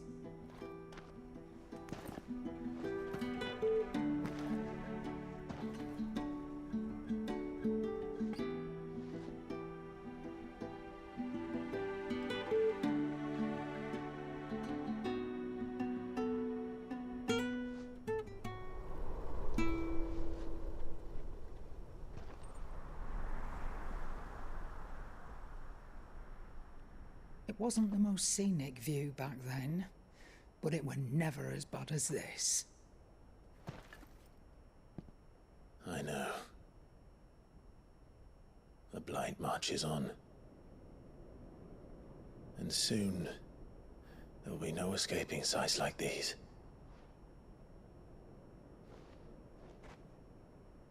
So our mission remains unchanged. We cannot stop until every Mother Crystal is gone, and their thirst for ether with them. The only one that remains in Storm is Drake's Tail in the Crystalline Dominion. Our next target. We're going to Twinside. It's the capital of the Empire these days. I wouldn't like to think how tightly guarded they've got the place.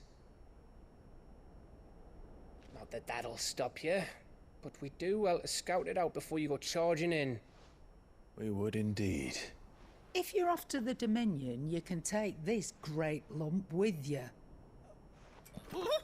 Goods. Oh, I am sorry. Have you forgotten you're the most wanted man in the Twins? I thought you might like to disguise yourselves as the attendants of a travelling trader, assuming you've no better ideas. You wanted to buy yourself some tools, didn't you? Well, now's your chance. You're letting me go with them? Oh, thanks, Nan. Stop that! You'll break me bones, you great galoot.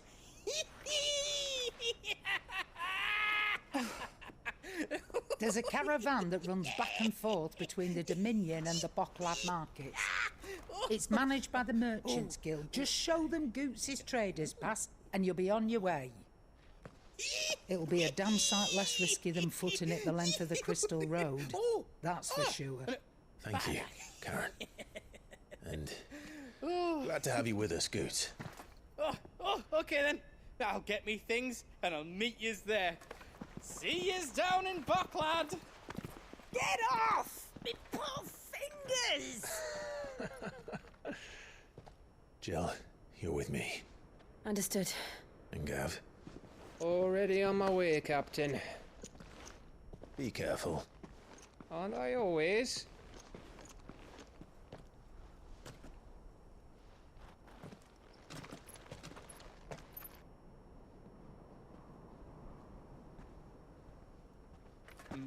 Do you see that, Sid? Your protege's making a proper little outlaw of himself.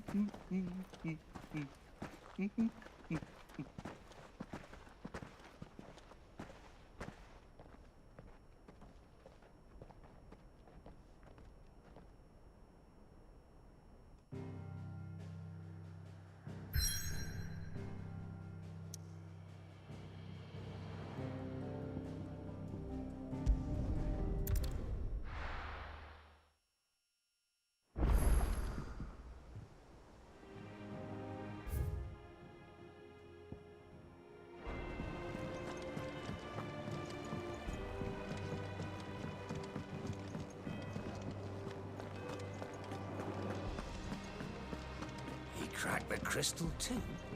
You're joking.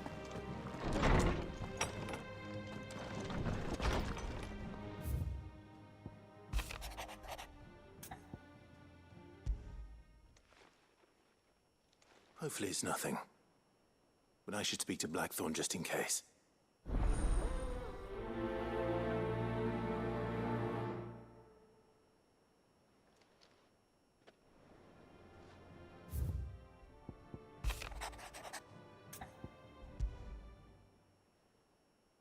With Torgor.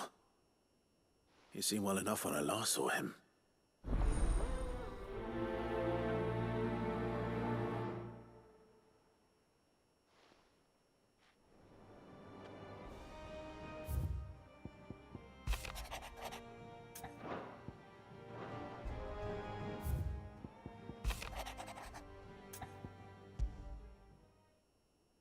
Trouble with the ledgers.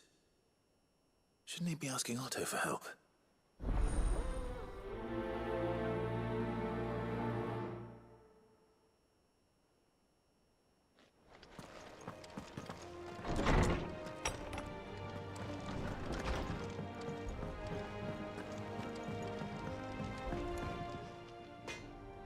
Blackthorn, do you have a moment? Not really, no. This won't take long. I just wanted to ask how you're getting on. August was worried about you, that you might still be doubting your craft, even after learning the trick of that cuirass. Is there something else weighing on your mind? Perhaps sharing your thoughts might help. That bastard's like a dog with a bone. Still, he's got a keen eye, I'll give him that. He's just, well, Karen showed me something. Something I've never seen before. And that was? A sword. An odd-looking thing with a single-edged blade. The metal itself wasn't anything to write home about, but fuck me. The edge on it. You could slice a man clean in two with a weapon like that, and he'd be halfway home before he even realized he'd been cut. So that's what's troubling you? No. Not troubling me exactly. More distracting.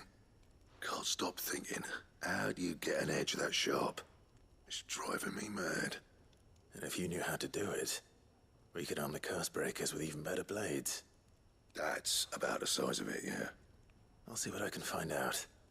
Sharper swords are always welcome, and we can't have our master blacksmith being distracted. You're a soft touch, you know that. But I can't say I'm not grateful for it. Good luck, eh? Thank you. Let's see what Karen knows about this sword.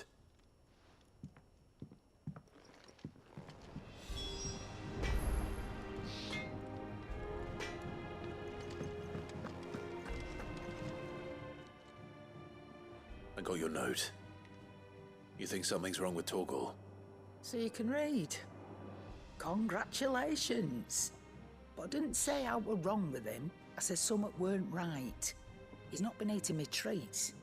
He used to love cracking the bones from Molly's boiled brown, but now he won't so much as look at them. Didn't like him. Which is why I'm of a mind that his mind's on something else.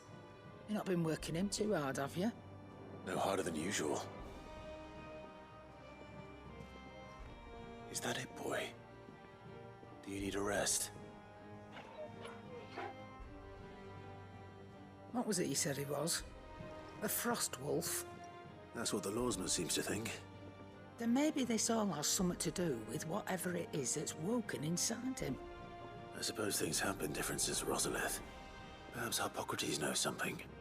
Instead of everything, you mean? Perhaps.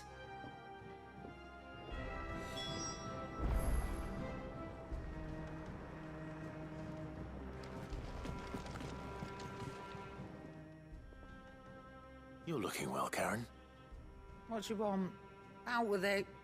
I want to know about the sword you showed Blackthorn. Single-edged and extremely sharp. Running around after him again, are you? I suppose I am, yes. But I need to help him find out how to work an edge like that. It's driving him to distraction. Little wonder, I suppose. There's not many like that make it as far as the twins, and those that do go straight into private collections. Which made it nice and easy finding a buyer. Can you tell me who bought it? Where is it now? You think I tell people who my clients are? Suppose you're not likely to go nicking him off me, are you now? Fine. If you stop mooning at me like that. Lord Ignac's the man you want. Dalmekian bloke. Collects weapons and the like. And he's got more money than sense, which is why he's one of my favourite clients. Reckon he'll still be at the inn in Dalamil, where I left him. Thank you, Karen. Oh, and he's a touch eccentric, if you take my meaning. I appreciate the warning.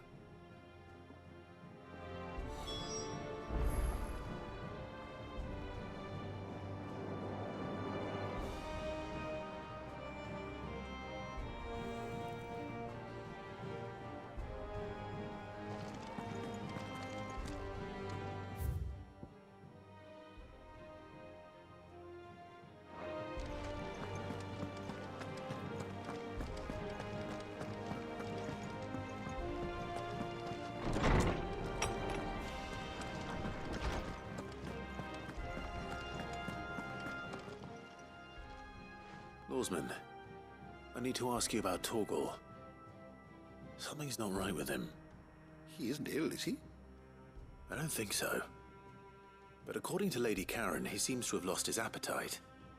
which is certainly a new development. She says he's hardly been touching his bones of late, and she believes it may have something to do with what happened at Rosalith Castle. I rather think she might be right, though not about his appetite. All canids are instinctively inclined to crack open bones for the rich marrow that resides within, and I see no reason why a frost wolf should be any different. Accordingly, I suspect it is not a lack of appetite that afflicts Torgal, but a surfeit of it. If we assume that his newfound magics require additional nourishment to sustain, it may well be that the bones Lady Karen is accustomed to providing are no longer sufficient. Frost wolves, after all, habitually prey upon far larger animals, whose bones may yield altogether different nutrients. As to where one might find a suitable substitute, some antelopes that graze the meadows of eastern Rosaria have been known to grow to a size more than double that of their lesser cousins. I don't recall ever seeing any that large. And little wonder. The oldest and largest such creatures rarely leave the safety of the highlands for fear of predators. The last elder antelope sighting I recall hearing about took place near Cressida, and that was long before the village was abandoned. Even so, it seems like a good place to start. Good hunting, Clive.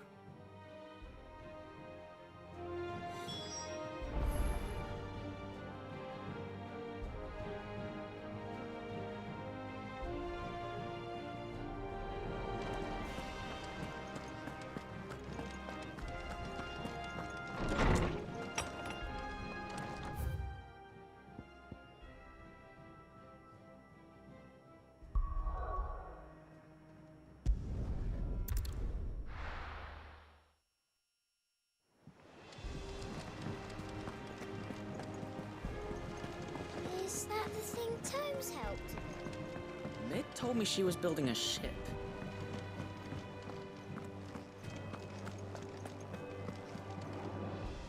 Clive, did you get my letter? That's why I'm here. Shh. Otto won't be listening. Is this better? A little. Listen, I've some bad news.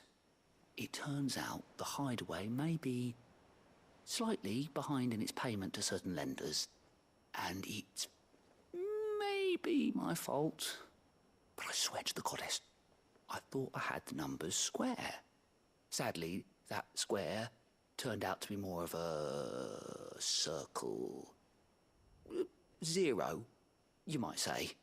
I can straighten it out, I swear, but it's gonna take some time, and I'm gonna need help keeping it from Otto. Bit late for that, I'd say. There you are! What a surprise! So let me get this straight. You forget to pay our lenders what they're due, and instead of coming straight to me, you get Clive to come to you. And I hope he'll dig you out of the hole you've dug for yourself. Clive, the man in charge of the place you've been cheerfully trying to bankrupt. And you thought this was a cunning plan. Why? Well, who needs paying? Oh, just Martha. And the dame. And, well, Lady Karen. But only 500 talents. We owe 3 of our most trusted friends 5 million gil. Each. 5 million each. They lent us the bulk of the money we used to rebuild the hideaway, you see, and, well, I must have made some sort of oversight. Those ledgers were my responsibility, and it was my decision to entrust them to you. This is my fault. Do we have that much to hand? I can always ask my uncle. No, we don't. And no, you won't. We've lightened Lord Rosfield's purse enough. After the king's ransom we had off him, he deserves better than to see our begging bowl. Besides, we'll need to learn to stand on our own if we're gonna make this work. All right. But that doesn't mean you have to shoulder the burden yourself. Is there anything I can do to help? There might be. How'd you fancy taking these to Martha and the Dame? Rocks. Rocks, he says. Worth 1,000 talents apiece, these are. A little something Sid and I set aside for when times got lean. And I reckon 15 million in overdue debt probably qualifies. I just hope our associates' eyes are a bit more discerning than yours. I'm sure they will be. Should be me making the rounds, really. But you know how it is with this place. Orders to bark, arses to wipe, and all that. I know. Which is why I don't mind going in your place. Go. Do you know why I only gave Master Clive here 2 star rubies? Because you'd rather Lady Karen killed me. Because I'd rather Lady Karen killed you. Yes. Well, I suppose this is goodbye then. Don't worry. I'm sure Karen will understand. Really? Do you think so? No, I don't.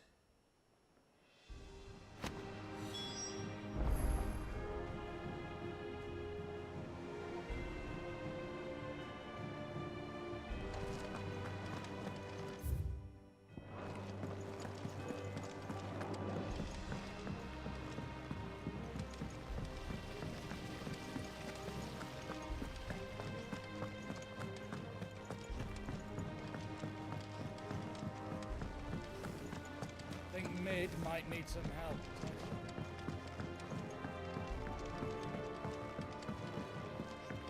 Well, here, Sid. Reckon you might be just the man to help me out of a bit of bother, if you've a mind to. Let's hear it. Well, it's about this alembic the chief's got me making. Lovely bit of kit it is. Bung in a solution you want splitting, and it will separate it out, just like that. Problem is, it won't always get rid of all the impurities. And with some of the stuff we need it for, that ain't good enough. Which is why I've been looking for something to filter the liquid we'll be cooking off. And that's where I was hoping you could help me out.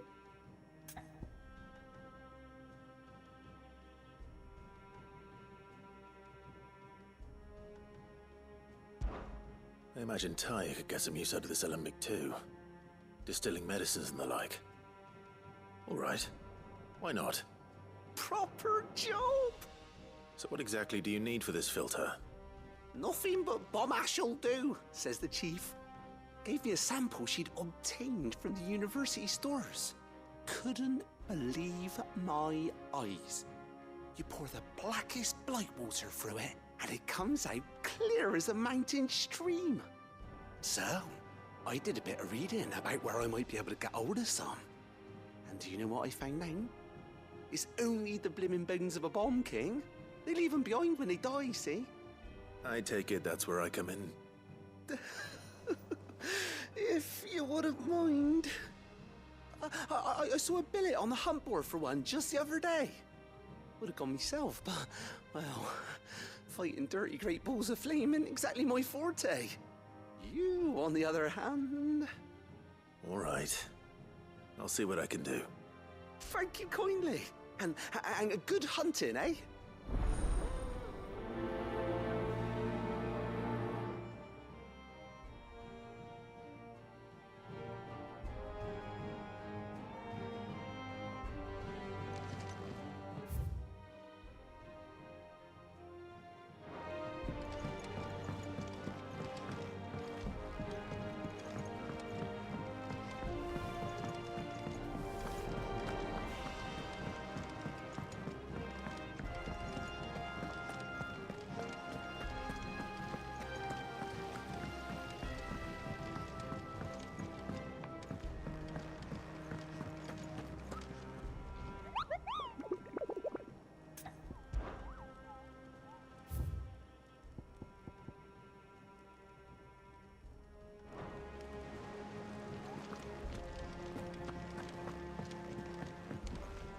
Ah, my favorite pupil. What is it that you wish to learn?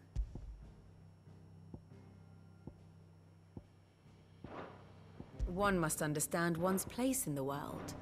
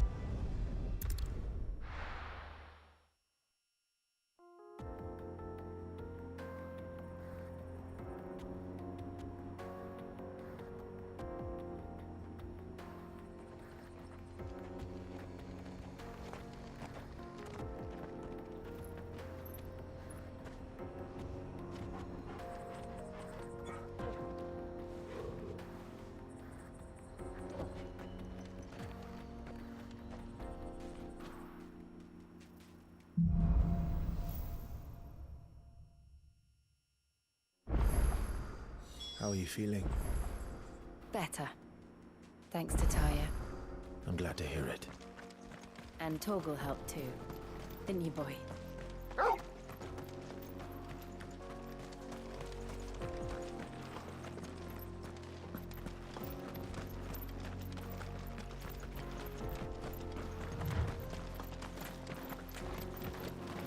This used to be a trade route for merchants crossing the Scars. Till the Republic laid a new road wide enough to let wagons pass, and all official traffic moved there. Leaving this one for those living outside the law. Indeed.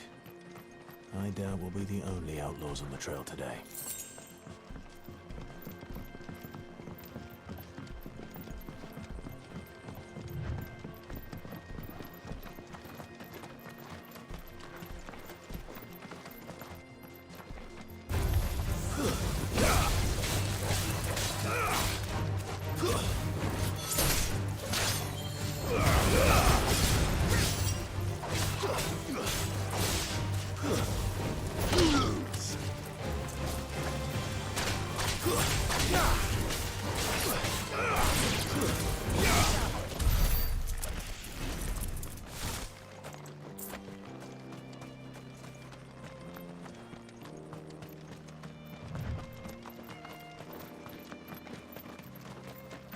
So what do you think?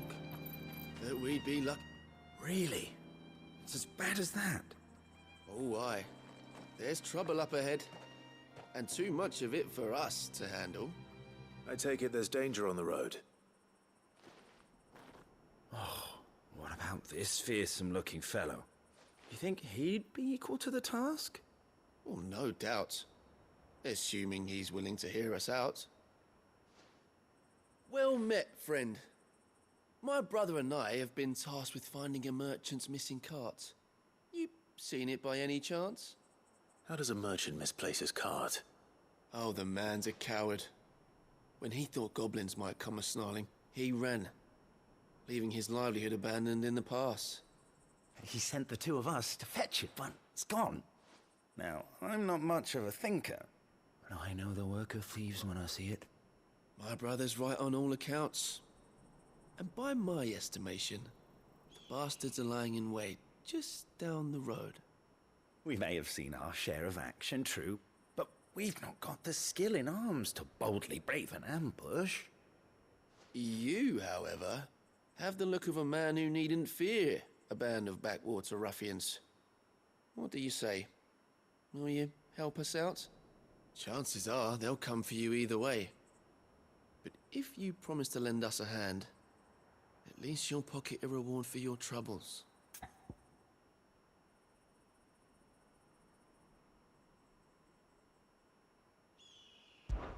Well, if I'm going to have to deal with them anyway.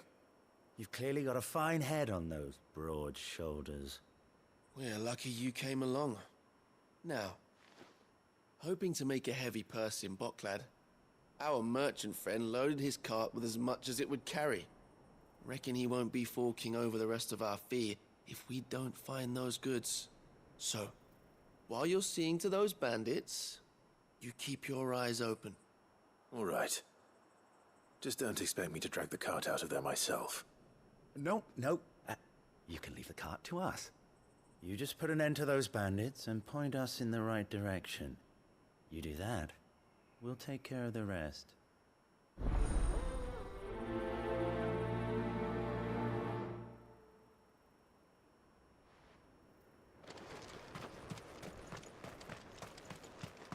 I'm not sure I trust those two.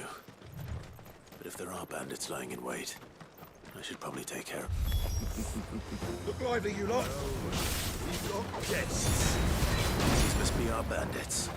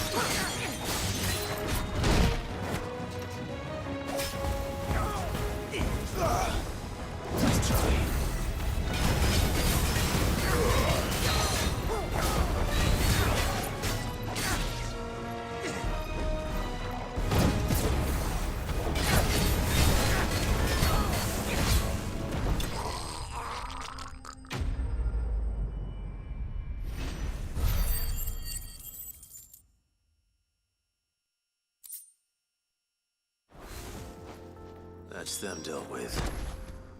Now, where's that cart?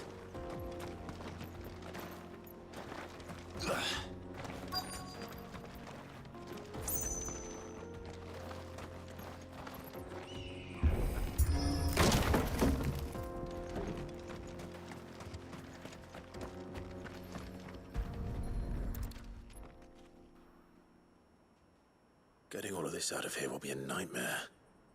Seems we've found ourselves the right man for the job, wouldn't you say? Found the cart and didn't leave a single bastard breathing. Our merchant friend will be delighted. And how exactly will he be getting his goods out of here? You leave that to us. After all, it'd be wrong to make such a fine warrior haul cabbages to market. You've done your part. And that's all you need to worry about. Here.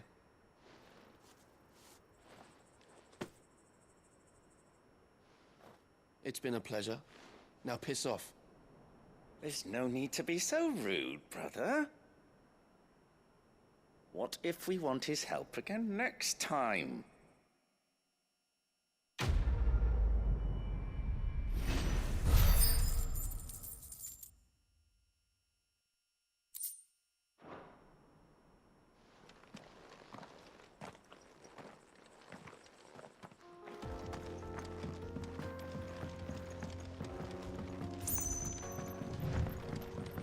I see the Dalnecs lag behind Rosaria when it comes to bridge building. The fallen ruin should hold, at least. The path continues on the other side.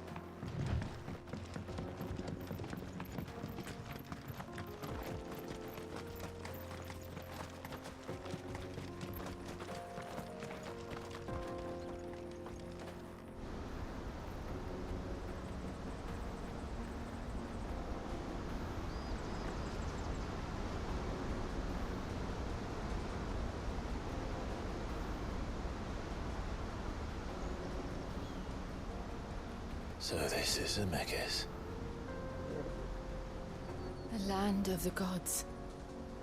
It's even more impressive than I imagined. I remember being captivated by the story as a child. Long, long ago, man was overcome by avarice and challenged the gods in a bid to win their power. The final battle took place here, at these falls. Or so the legend goes. If anyone ever manages to plumb those depths, perhaps we'll learn if there's any truth to the tale. That the gods emerged victorious and punished man for his defiance by visiting upon him 2 curses. Dominants and bearers. To tell the truth, I always thought it strange that the dominant and their icons were deemed a curse. Back home, the dominant inherited the throne. They were admired and exalted, not spurned. Whenever I got to that part of the story, I always assumed there must be something I'd misunderstood. You had a lot of storybooks, didn't you? In your room, I mean. When we were young. The old legends were always my favorites. Epic battles between gods and men. Father encouraged me to read as much as I could. He thought it good for my education. You really were a boy like any other, weren't you?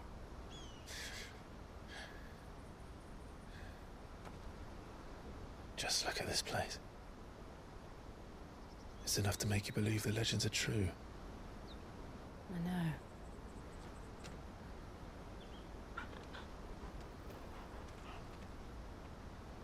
We're not far from Boklad. The road will be busier up ahead. And we'll have to keep our wits about us.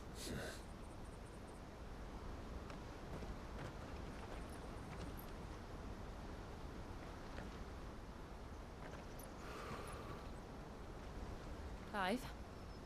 Something wrong? Nothing. It's nothing.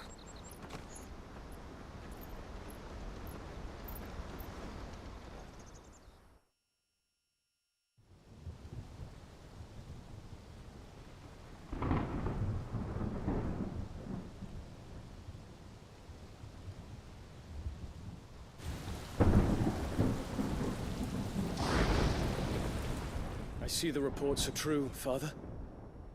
You have surrendered the throne to Olivier. I have.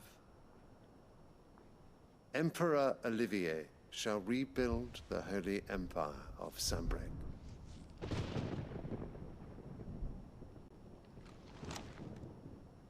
How is he to rule an empire? He is but a boy. I shall advise him until he comes of age. Father, please. Or for as long as I am able. The empire we seek to build needs young blood to rule it, and I can think of none better suited to the task.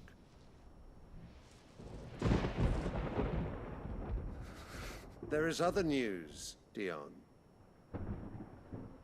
Hugo Kupka is dead, and Drake's Fang destroyed. The pillars of the Republic have fallen.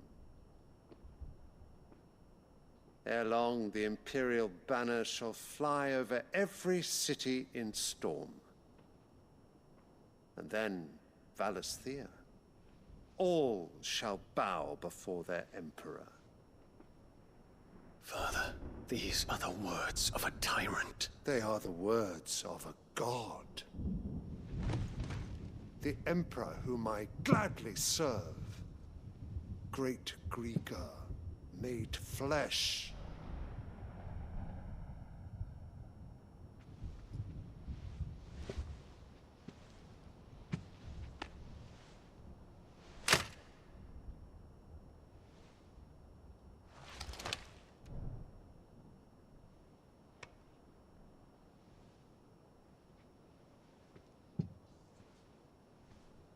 Return to your camp, Dion, and ready your forces.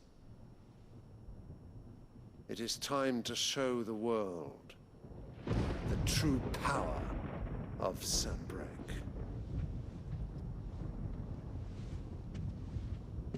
Father. I find you much changed. Is this truly the path you wish to tread? Or are these the ambitions of another? Of Ultima, perhaps? What nonsense is this? I speak my mind, and my mind only. Though I do owe Annabella thanks for reminding me of certain truths regarding the nature of nations, of rulers, and of the divine. You would trust the words of this traitress?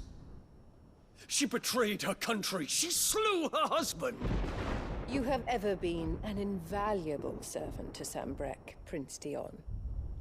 I trust you will continue to serve your Emperor in the wars to come. The canker! Silence! Insolent wretch! You will bend the knee. All else is heresy. Sire, forgive me. This audience is over. Come, your Radiance. The Rowena Syndicate awaits your pleasure. Oh, not another meeting with silly old men. They're so boring. I'm hungry, Father. Can't we have luncheon instead?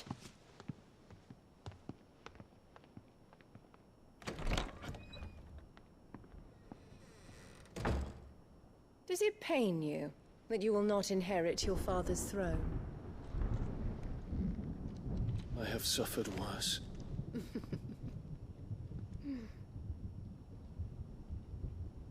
Count your blessings, Dion. For a base-born child to be chosen by Bahamut is miracle enough. You have risen high on his wings, but you shall rise no higher, lest your impure blood stain the throne. What do you know of my blood?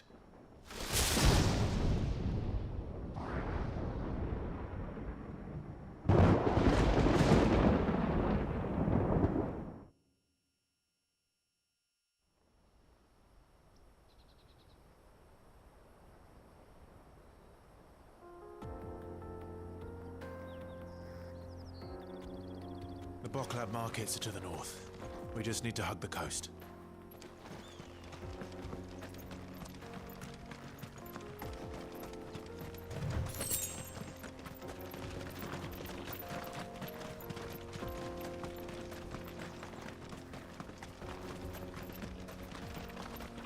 Infiltrating the Dominion won't be easy with the Imperials on high alert. No. His Radiance has lost one capital already.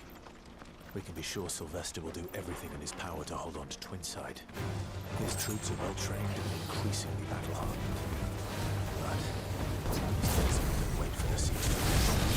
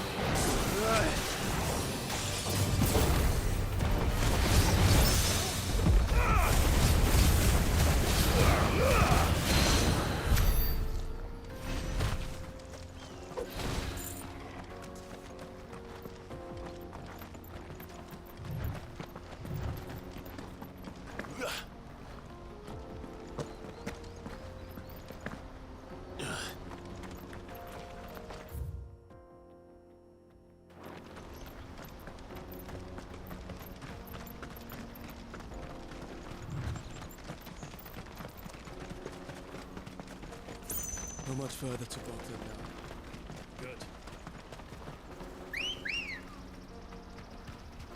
Let's go. Yeah!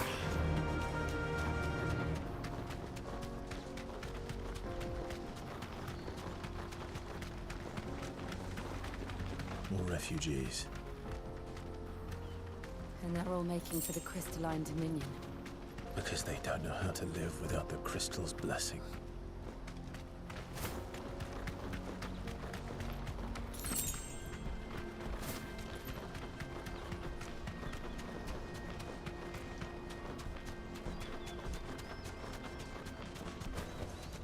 That'll do, girl. Bocklad. Finally. There are no crystals here. This is where we're supposed to meet Goots, isn't it? That's right. He said he'd wait for us here after replenishing his supplies. I dare say he'll have finished by now.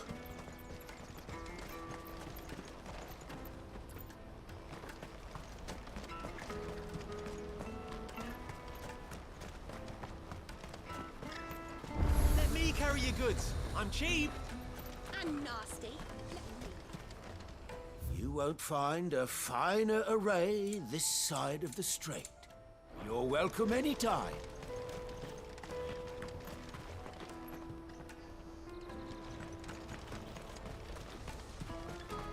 Out of my sight, wretch.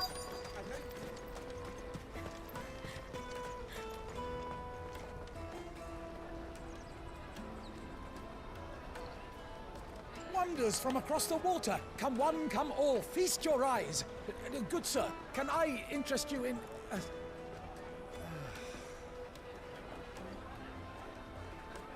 How much?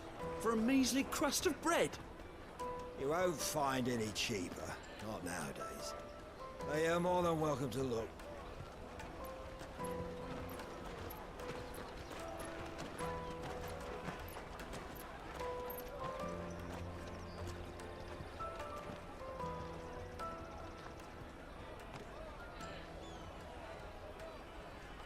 The Empire's unlawful and illegitimate occupation of the crystalline dominion is still in effect.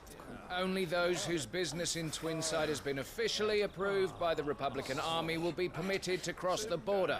All who seek entry are to form a line and ready their documents for inspection. It looks like we aren't the only ones who are eager to leave.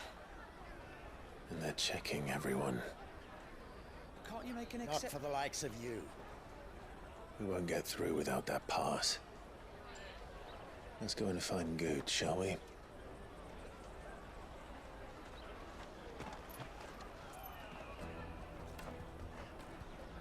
He must be around here somewhere.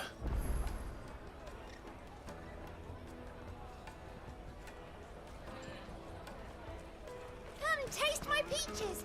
They're sweet as nectar. I'll take the large one. Ah, good. There you are. Clive, I'm so sorry. Don't tell Nan, will you? Slow down, Goots. Just tell us what happened. It's me trader's pass. It's gone. We cannot ride the caravan without it. We won't even be able to get through the flipping checkpoint. Do you remember when you last saw it? It was in my pocket a minute ago. Then a bairn bumped into me and... Yeah. You don't think that they might have nicked it, do you? It wouldn't surprise me. A busy market like this is prime territory for pickpockets. So, to get the pass back, we need to find this child. Where would we even start? I know where! I've got a pal in Bocklad who might be able to help us. No one knows more about what goes on round here than she does. Where do we find her? She's the owner of the Crimson Caravans, up that way. Sign's got a red chocobo on it. No time like the present. You two go on ahead. I'm gonna check the rest of my stuff, make sure naught else is missing. All right. We'll meet you there.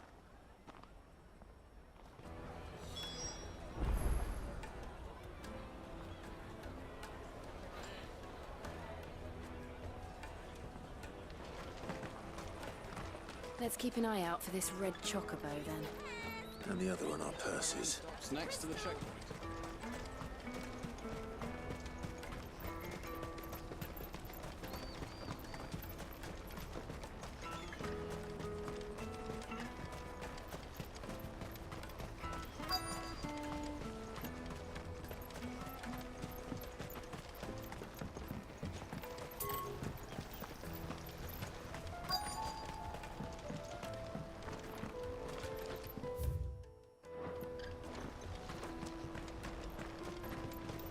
bloody crimson caravan. Scooping up all the best customers. Leave some for the rest of us.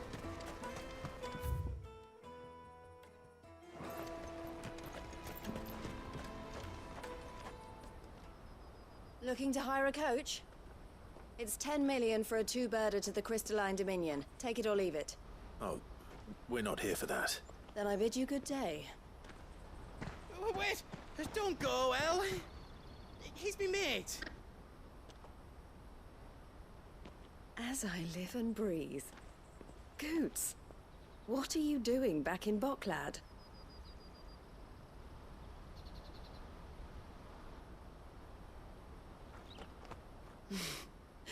I gather Lady Karen didn't send you.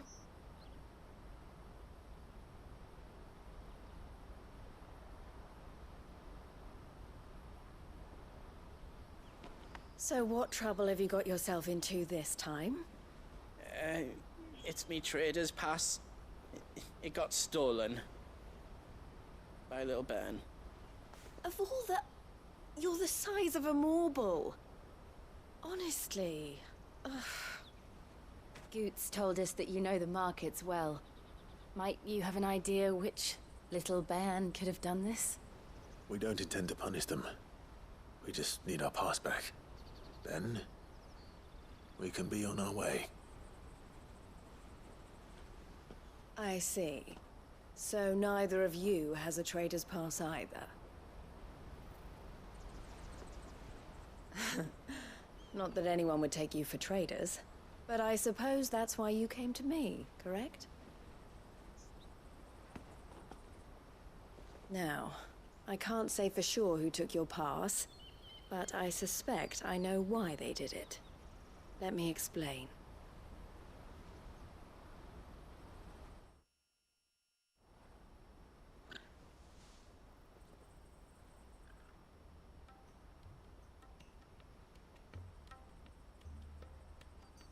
Ever since the Fist marched on the Dominion, the Republic has been clamping down on any commerce that might aid the Empire more than it does us. Which means traders' passes have gone from being merely a way of easing one's progress to being essential if one wishes to cross the border at all. And with demand outstripping supply, they've become a precious commodity, leading some to seek to acquire them by less than legitimate means. So the children are stealing passes to sell on the black market? Yes, and no. Passes are inscribed with the names of their owners, and yet none of the victims' names have appeared on the register of those passing through the checkpoint. Which means? That someone is doctoring the stolen passes. The same someone who is encouraging the children to steal them. And the same someone who has Goots' pass, no doubt. Whoever they are, they're ruining the livelihoods of honest merchants, which is why we've decided to take a stand. Will you stand with us? You want to get your pass back, and we want to ensure that no more are stolen. Catch whoever's behind it all, and two birds shall be slain with a single stone. Is there any other way of getting to the Crystalline Dominion, Goots? They won't let you in if you're not with the caravan.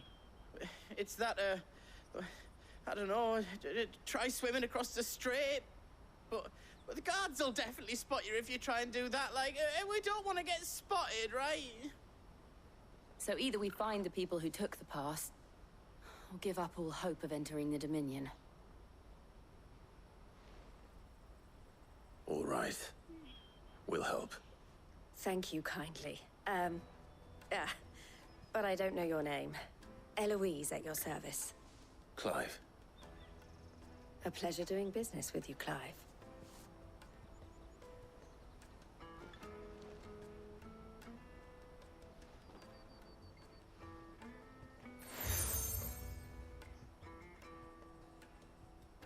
The proprietor of the furniture makers by the coach stop is spearheading the search. Wear that, and he will know you for a friend. I suggest that you speak with him first. The furniture makers. Understood.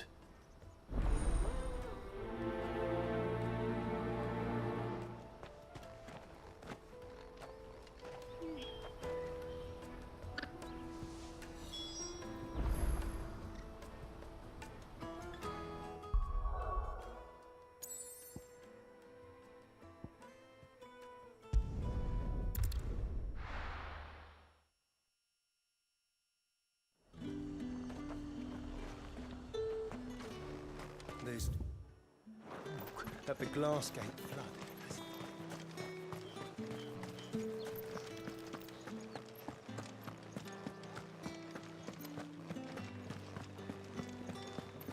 Did you hear? The gates to heaven. I want to see you again. It's all right. What am I going to do without sweet water and oil of talc? Still no... Milady, I come bearing gifts. Gifts? Whatever is the occasion.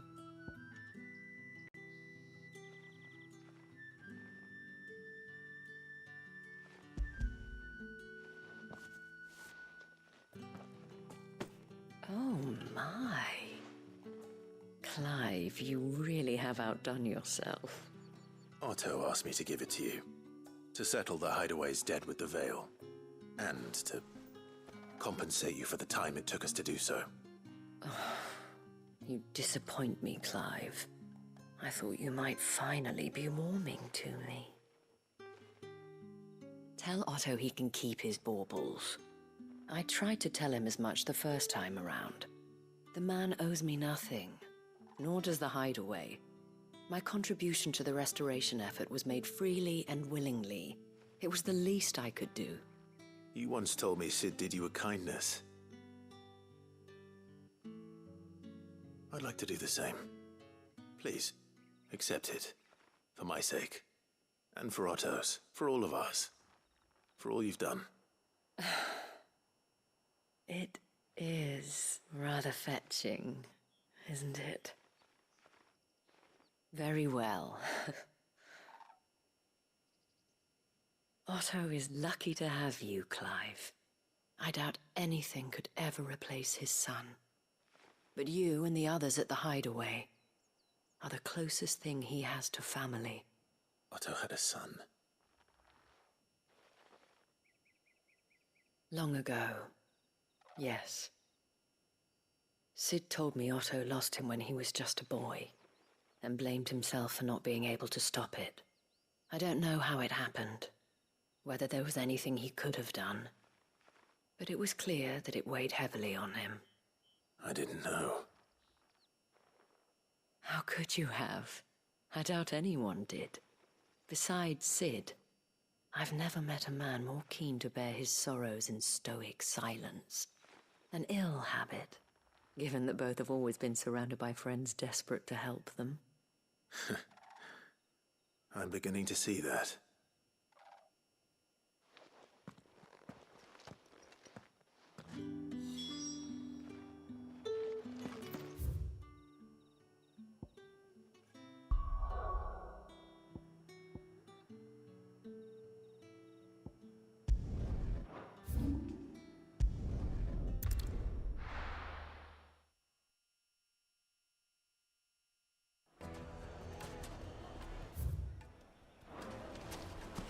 People take note. It's a wealthy man. Shouldn't be too hard to track down Karen's collector. Fang is gone. The whole mother crystal gone. What are we gonna do?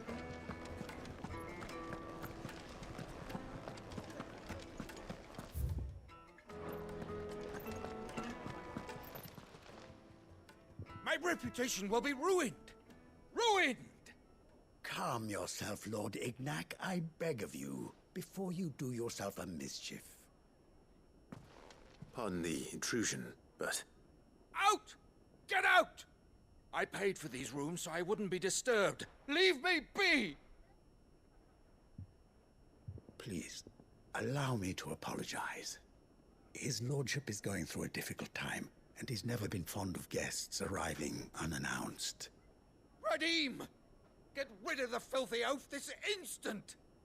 Very good, Lord Ignac. Would you mind stepping outside for a moment?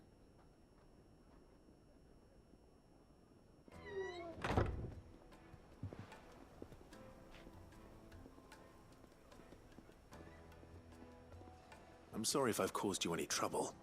That? Oh, no. That's just how his lordship is. Though the morning's events have left him somewhat fractious. He's been dispossessed of his luggage, you see. The thieves also made away with a considerable amount of coin. Coin the innkeeper will soon be keen to collect. I don't suppose a certain blade was among the stolen items. A single-edged sword. It was purchased from a merchant friend of mine. Ah, you know Lady Karen? Yes, I'm afraid it was. Then I'll retrieve Lord Ignac's luggage. But I have one condition. You have but to state it. You are welcome to anything that is within my power to grant. I want an audience with Lord Ignac. A few minutes should be enough. Then I'll be on my way. A condition I would be a fool to refuse. Of course, you shall have your audience. I don't suppose you saw where the thieves went? I did not, no. Though some discreet inquiries made on his lordship's behalf mean that I know where you might find them. The bandit's bed. Every ill-gotten coin in Dalamal is said to pass through that disreputable corner of the Valcroy. And that's where I'm heading. I shall speak to Lord Ignac in your absence, and arrange for an audience upon your triumphant return. That will be very kind of you. Farewell, and best of luck.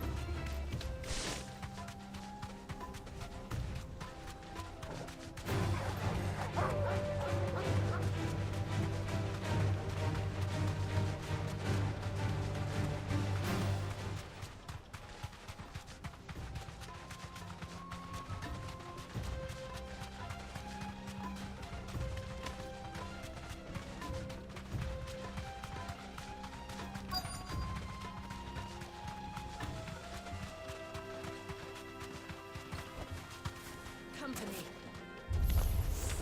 We've got company! Come on, lads, let's tear the bastard's head off!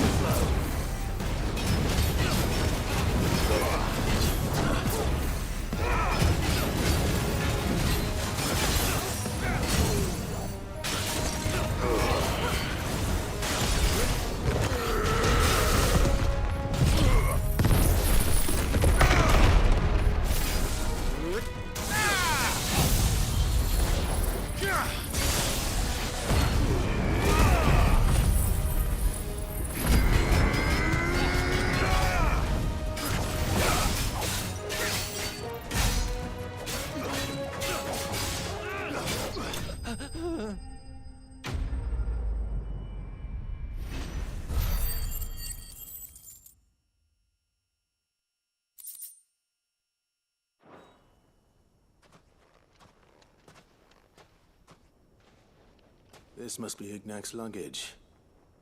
Nothing seems to be damaged. All right. Let's get it back to Dalamil.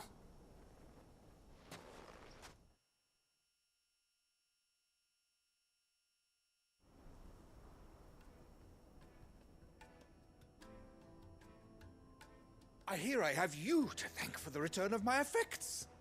What shall I call you, my good man? Wyvern. Glad to make your acquaintance. A formidable name indeed. Well, Wyvern, I appear to be in your debt. Redeem here tells me you wished for an audience. Is that all? A few moments of your time should suffice, yes. You're a peculiar fellow, Wyvern. All right. Speak. Master Wyvern was wondering if you could tell him about a certain single-edged sword you recently acquired. Oh, a true work of art, that one. Karen drove me hard on the price, but I would have sold her Radim here to get my hands on that sword. It was made in the Outer Isles, far beyond the Twins, and is used exclusively by the practitioners of a unique school of swordsmanship. They believe no combat should ever exceed a single strike, and hone their blades to such perfection that none ever does. Each sword is made for that one perfect stroke, and for that stroke only. They crack upon a second blow. There's a brutal sort of beauty to it, really. But how do they hone such an edge? Fine question. Why, they use a whetstone, of course. Whetstones, rather. A whole array of them, ranging from the coarse to the fine. 10,000 licks with the sharpening stone, then 10,000 more. But it is the final stone which lends the blade its legendary sharpness. A mineral quite foreign to this great realm of ours. And that is the key. The secret ingredient. Wyvern, it occurs to me that my little lecture is hardly equal to services rendered. Take this, together with my regards. The very stone of which I spoke, far rarer among collectors than even the blade itself, and a far more fitting payment. Thank you.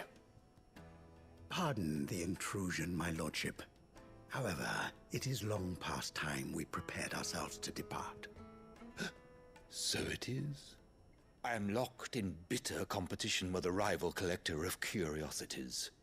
I am one step ahead of the unscrupulous scoundrel, but he is hard at my heels. Are there many other collectors out there?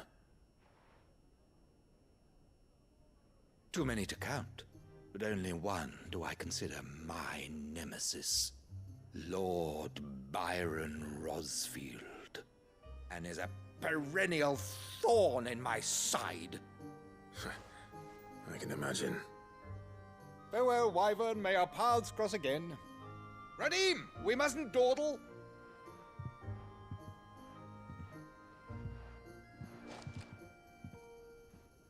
I think his lordship is rather taken with you, Master Wyvern.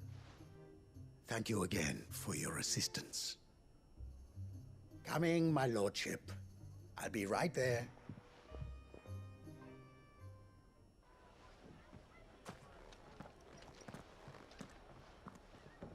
Trust Uncle Byron to find such an interesting rival.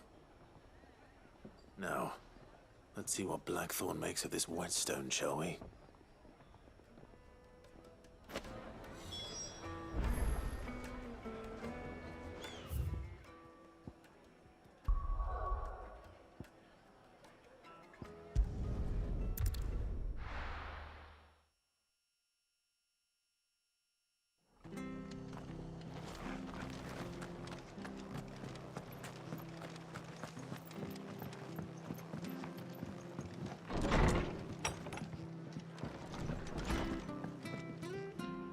Clive, we weren't expecting you. I wasn't expecting to be here, but it seems we still owe you a considerable amount of coin for your help with our rebuilding efforts. And though I doubt it's what you were expecting, we were hoping you'd take this as payment.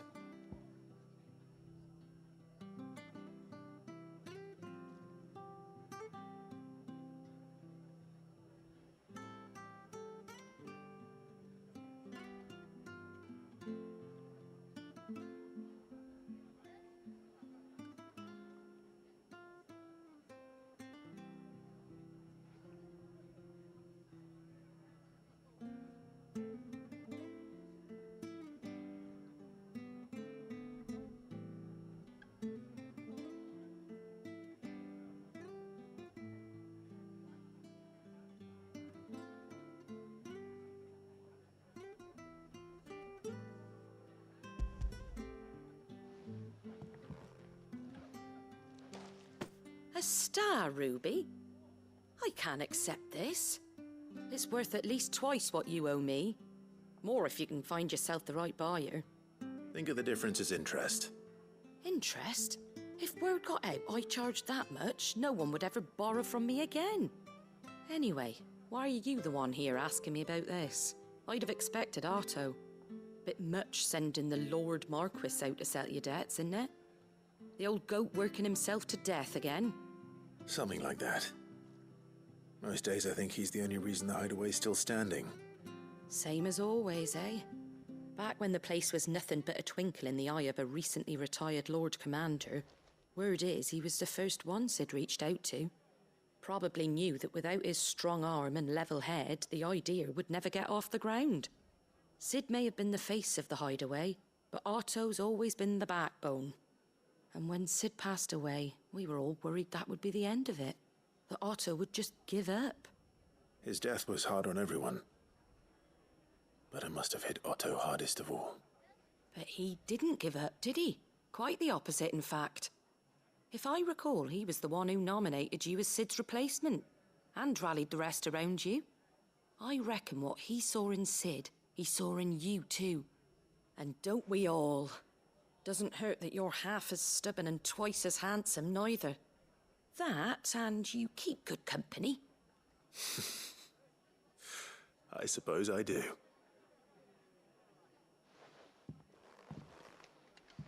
Goat will want to know the stones were delivered, if he's still with us.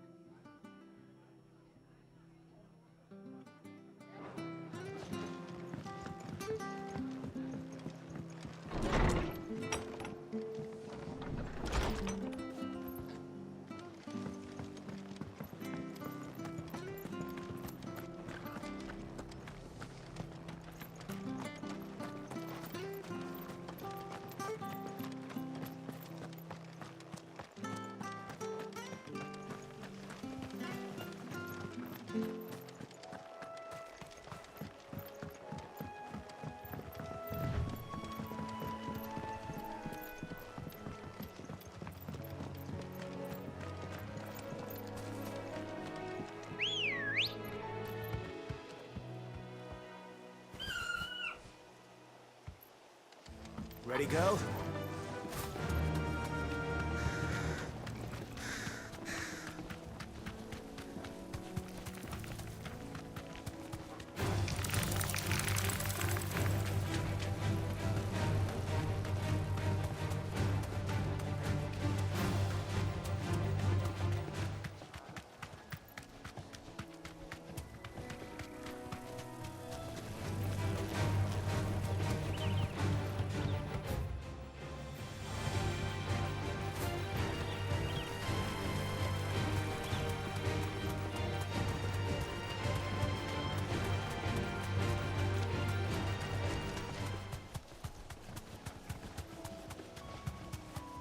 It's certainly quiet.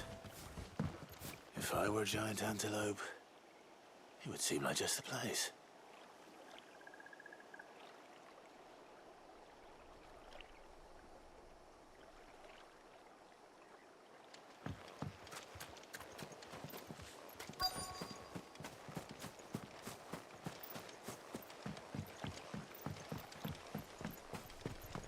I doubt we'll find one bigger than that. You hungry, Torgal?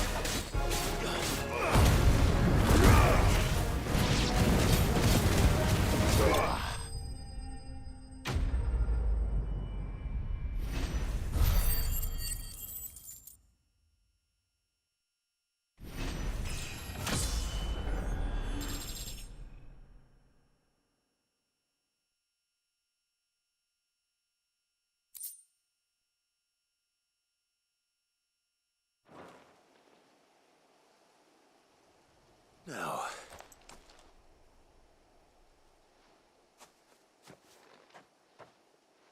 Will it be enough, I wonder?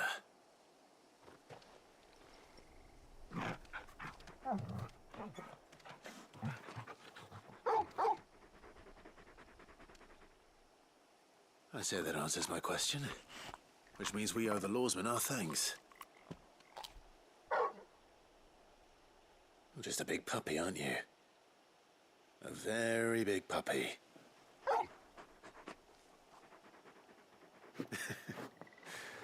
You do know you can take that with you, Torgal. Lady Karen will be relieved to hear you've got your appetite back. Come on, boy.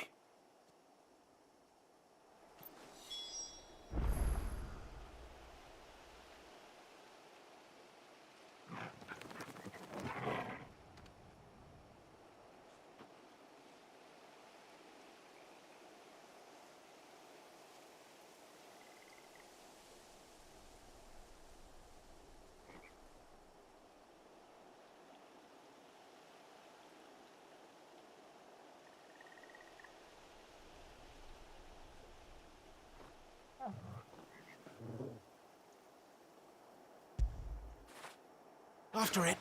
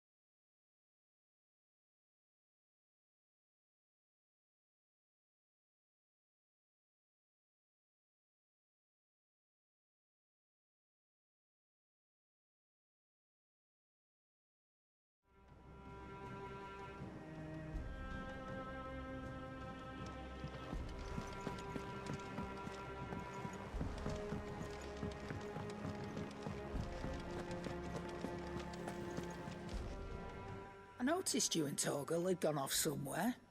Take him for a walk, did you? You could say that.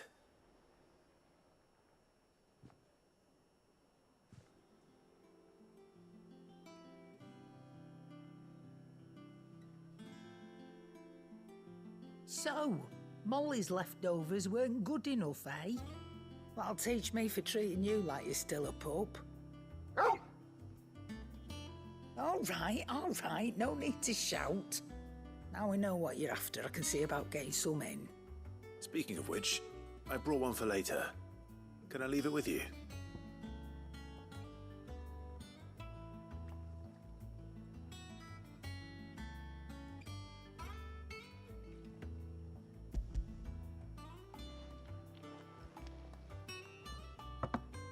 You can, eh?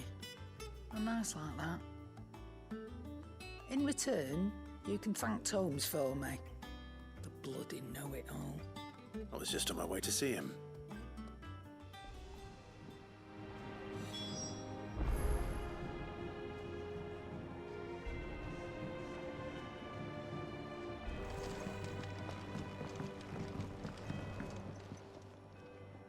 Sorry for the wait, but hopefully he'll agree it was worth it.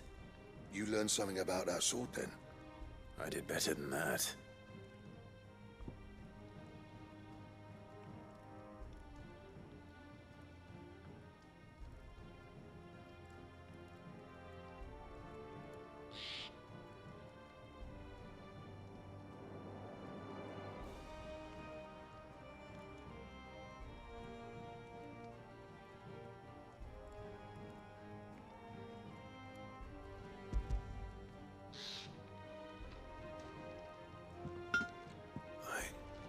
Whetstone?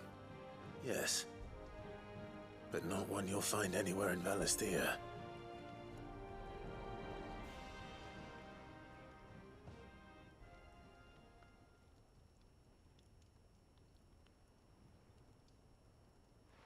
No wonder I couldn't get the same finish on the grinding wheel.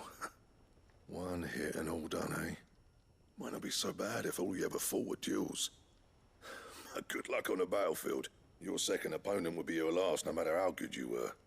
Even so, is there some way it could be used to give the Curse Breakers an edge?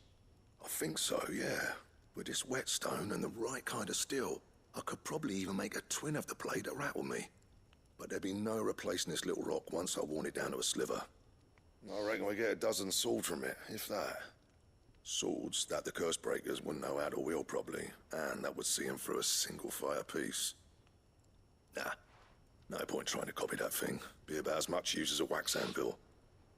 But finishing our blades with a whetstone this fine, now that's something to consider. And what's finer than fallen masonry, eh? Or more hard-wearing, for that matter. Just imagine it. Good Valisthean steel with an edge as sharp as any found in the Outer Isles. I won't make a copy, nah. I'll make something much better. I'm sure the Curse Breakers will be delighted. Just don't push yourself too hard. Don't you worry about me, sunshine. I've been working day and night since I was half your age, and I'll still be here when you're long gone. Hey, thanks, Clive. I mean it. I owe you one, August too. It's good to know someone's looking out for me. He'll be happy to hear you said that. And I'll see that my debt to you's paid. First new blade I make's got your name on it. You come and find me when you've got the materials. All right. I will.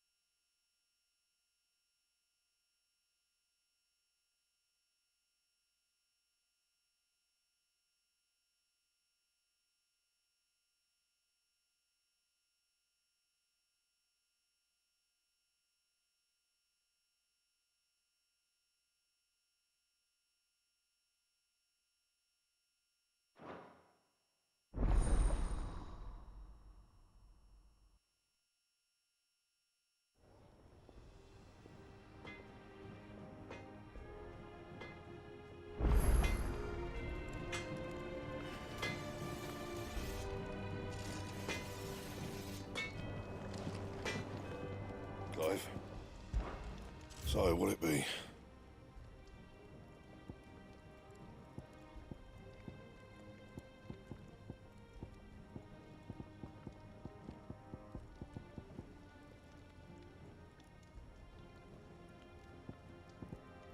Anything else? What do you need? What's that for you, dear?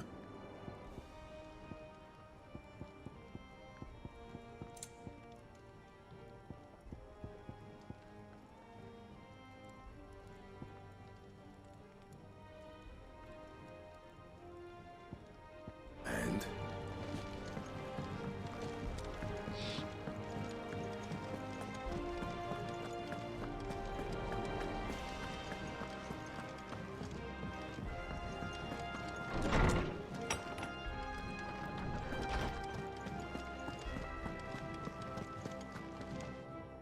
Ah, Clive.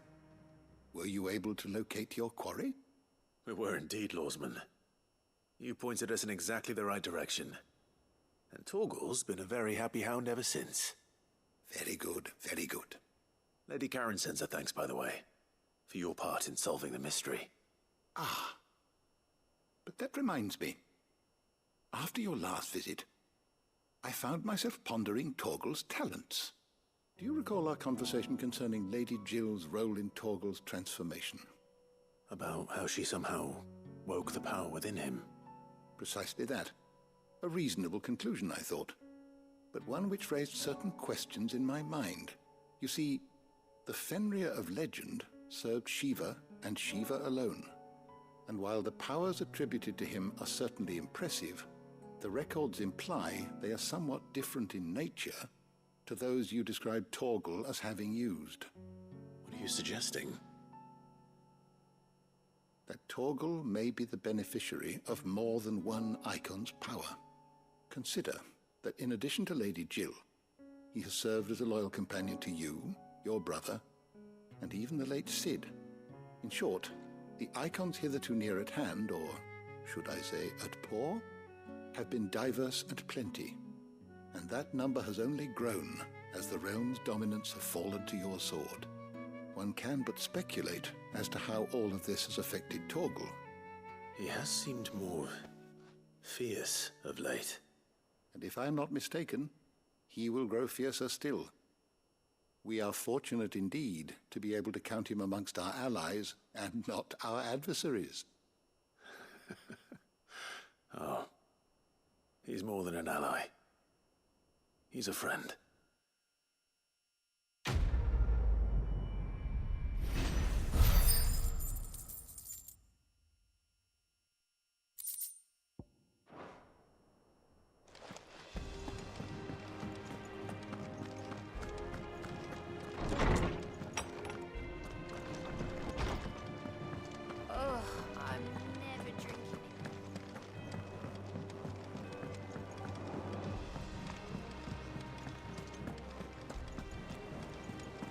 Is that the thing Tomes helped to build? Mid told me she was building a ship.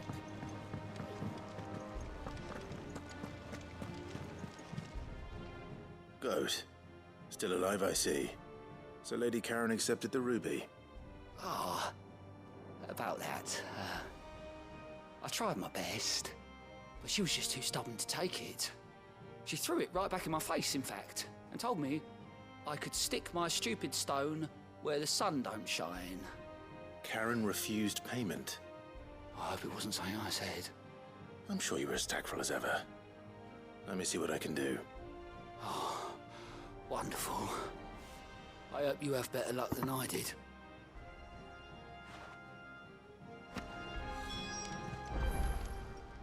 How may I help you today, Clive? You earned this. All done?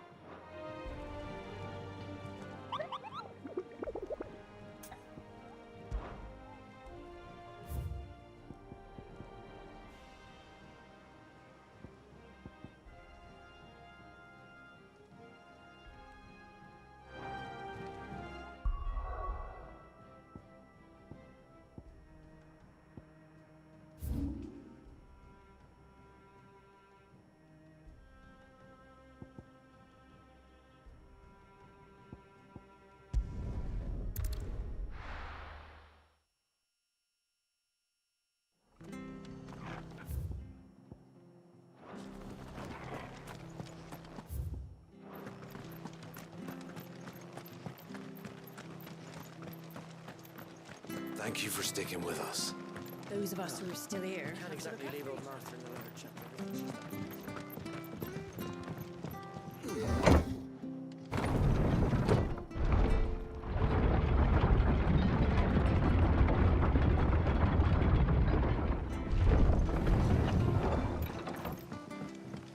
All right, Sid. Ambrosia won't help me here.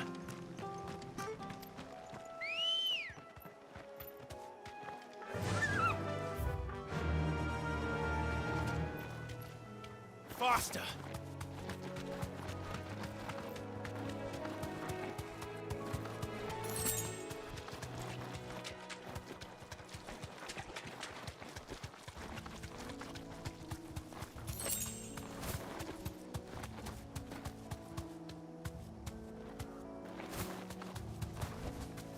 You deserve a rest.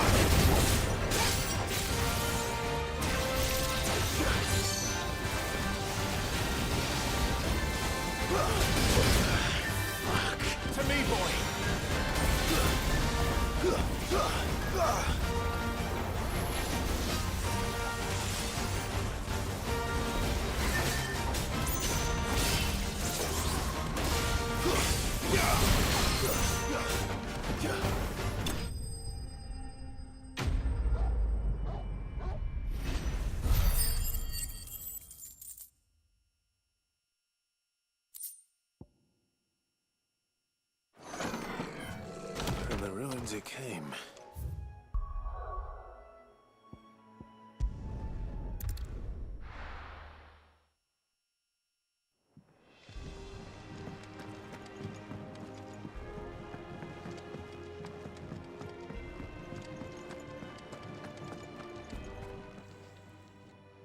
Lady Karen, Goad tells me you weren't happy with our offer. Would you prefer the debt was repaid in coin? What debt? I don't recall lending any of you lot me hard-earned gil. I may have tossed a talent or two in the Hideaway's coffers, but those were donations, and you can hardly call it charity if you go asking for it back. Of course not. But one good turn deserves another. And our circumstances have changed. Surely you wouldn't shun the gratitude of a pauper who happened to have become a prince. Oh, so you're a prince now, are you? Fine. But I'm selling it and taking what I'm owed, then you're getting the rest whether you like it or not.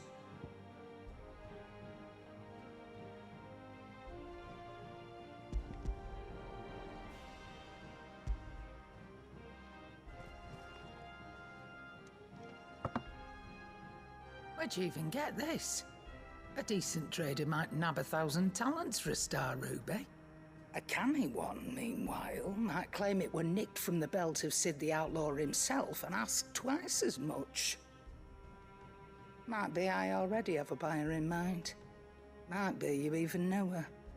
A fine continental maid whose beauty's only eclipsed by a guile in commerce. You wouldn't mind, would you? Not at all.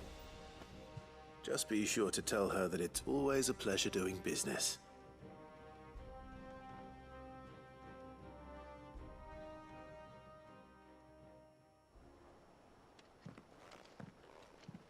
I hear you ended up delivering all 3 stones. Thanks to this lump. I sometimes wonder what I pay you for. Speaking of which, I still haven't been paid last month's wages. Oh, so you remember what's owed to you then? Get your ass behind that disc of yours and don't get up before those ledgers are square. Right away.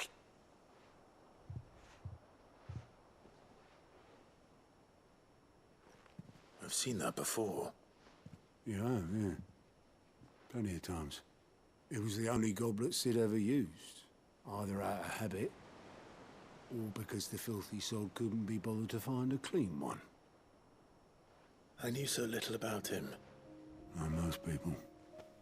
Martha and the Dame both seem to have fond memories of him. I bet they do. How long did you know Sid before he... Before he died. 20 summers, give or take. Back in the day, I was a purser on a trade ship, which is where I met him. He bought passage to... forget where. And having nothing better to do on the long nights, we sat up drinking island rum till the morning bell dragged me back to my duties. Quit my post not long after that. On account of making a fine maiden's belly fat. But me and Sid stayed close, promising we'd one day sail the seas again. That was before fate stepped in and said she was having none of it. The magic woke inside my son soon after his first name day, and there was no hiding his knack. Couldn't you and your family have... My family were the ones who summoned the constable, wanted the monster taken away. I couldn't turn my back on him, forget what I felt, and I couldn't for the life of me understand how they could. Luckily, Sid was of the same mind as me. It was him who stood beside me when all I wanted was to tear the whole world down. Him who cried for me when I had no tears left of my own. Him who swore he'd do everything he could to stop it from happening again. And he was true to his word, too. Left the Royal Army once and for all. His ranks, his ribbons, gone. Just like that. threw away everything he had, all to right a wrong that no one else had the courage to face. I knew then I'd follow that man to the ends of the earth.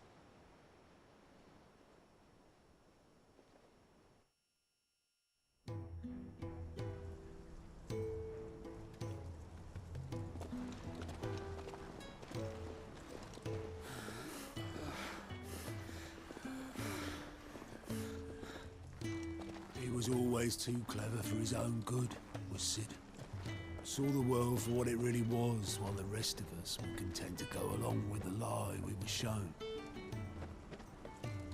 And it can't have been easy, bearing that burden alone.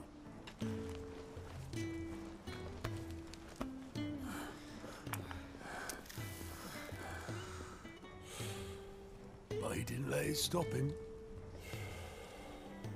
He never lost faith in what he believed was right. And that gave us faith in him. Faith he'd steer us true. So I swore to myself that I'd always be right behind him, ready to catch the stubborn sod, if ever he should fall.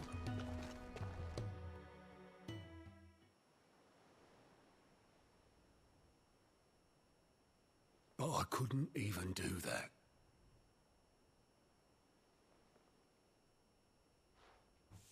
Ignore me. Just the ramblings of a tired old man. Leave that lot. I'll tidy it up in a bit.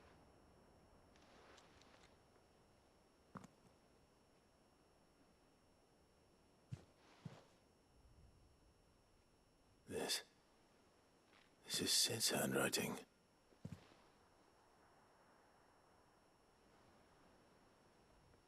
Dear Otto. I may be drunk, but I wanted you to know this place would be fucked without you. Love you, you grumpy old sod.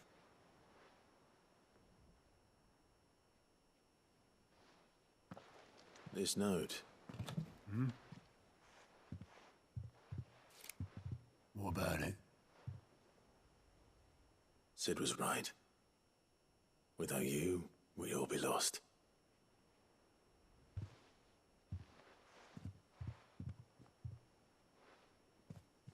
He should have bloody well said so then. Just once. Before he went. But then, why would he? Him, or anyone? I'd only have told him to piss off.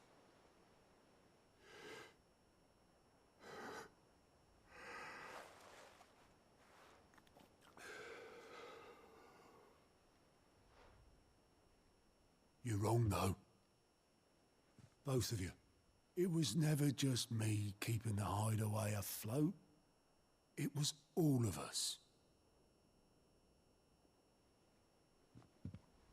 I just shoved people in the right direction. I barely seem to be able to do that anymore.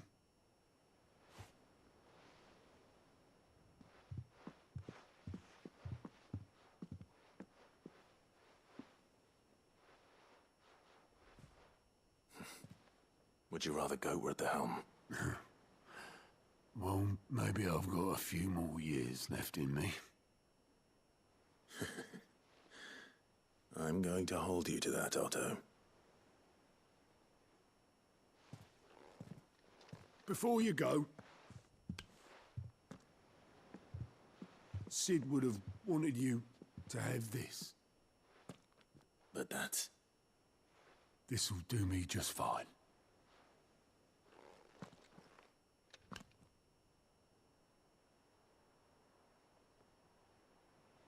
Thanks for the ray of sunshine. I'll see if I can't pay you back. Already have.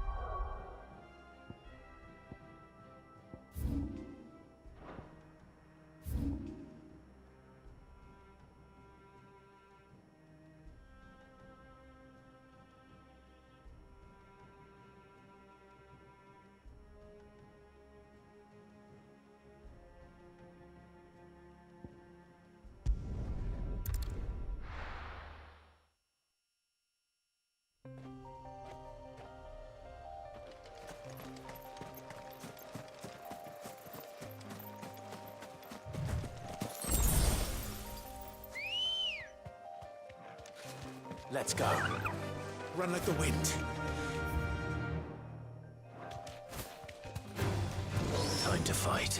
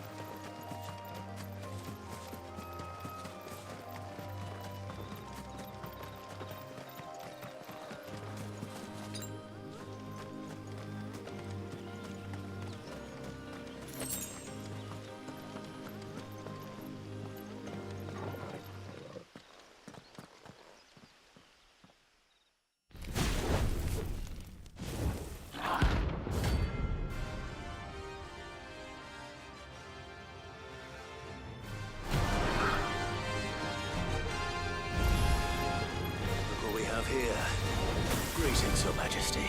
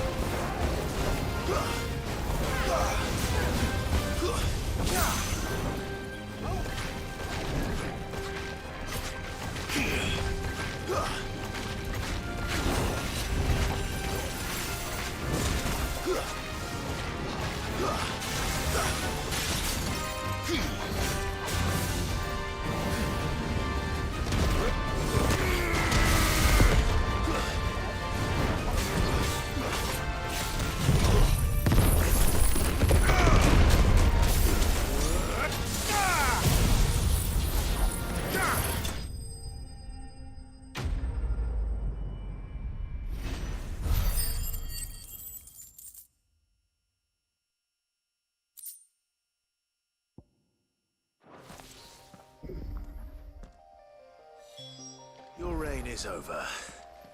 Now to collect the ash. This looks like the stuff. Let's see if there's any more.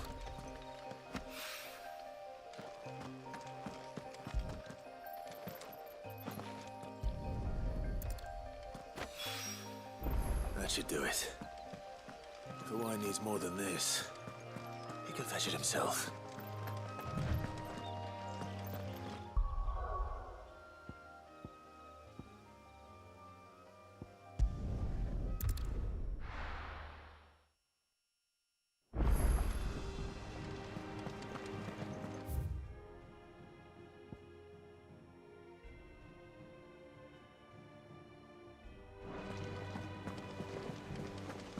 Is that the thing Tomes helped? Mid told me she was building a ship.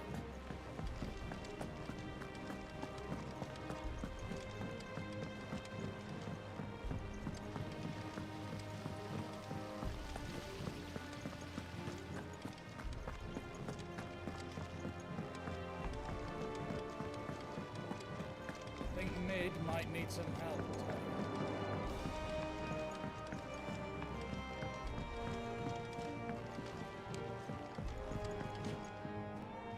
All right there, Sid? How's that hunt for the bomb ash going? I have it here.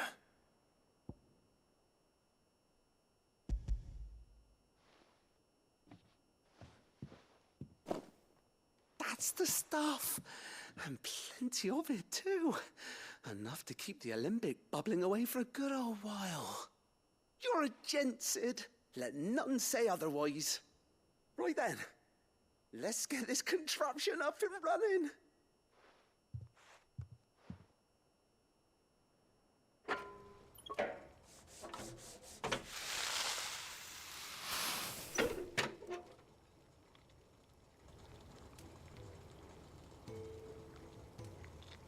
There we have it. The Telemon Alembic. And it works just like the chief said it would. Very impressive. Says the man who cut down a burning boulder. Speaking of which, I still haven't returned the favor. There's no need. The good it will do for the hideaway is reward enough. Don't be silly. Why don't you let me take a look at that bag of yours? The one you keep your potions in. Reckon I could work some magic on that. What kind of magic? Well, we happen to have isolated a substance in our test run of the Alembic that I reckon will make even the toughest leather supple as anything.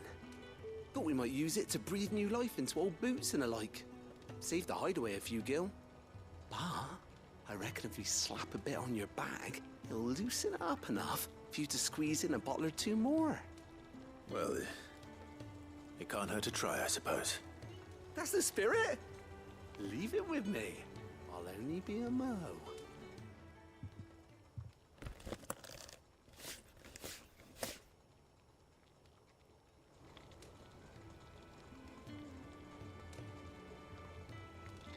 Well, what do you reckon?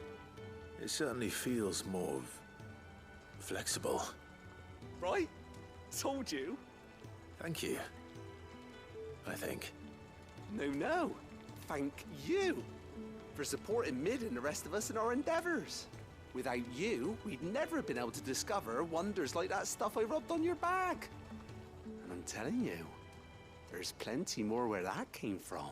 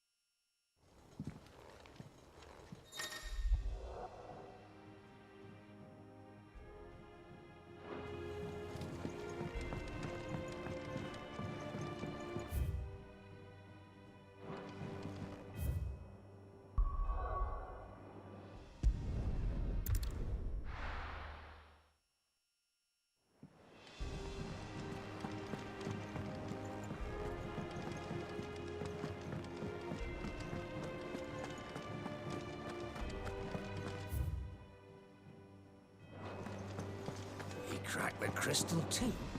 You're joking.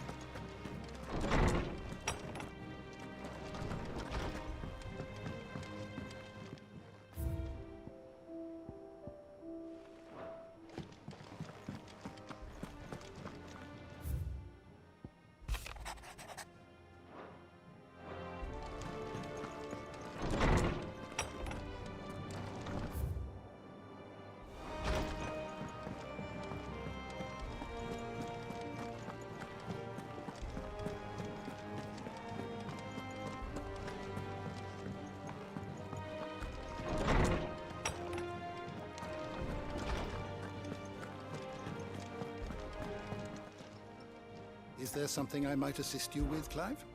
I have a few new notes that might interest you.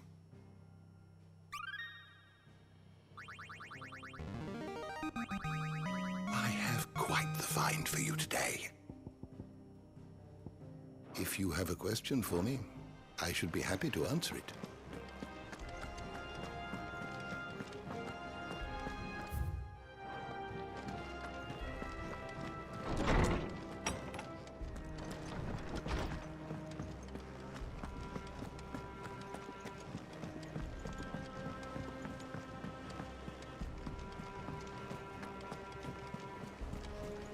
Is that the thing Tomes held?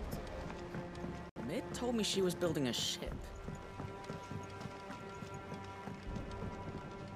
And how may I assist you today? What is it that you wish to learn? Here you are. Very good.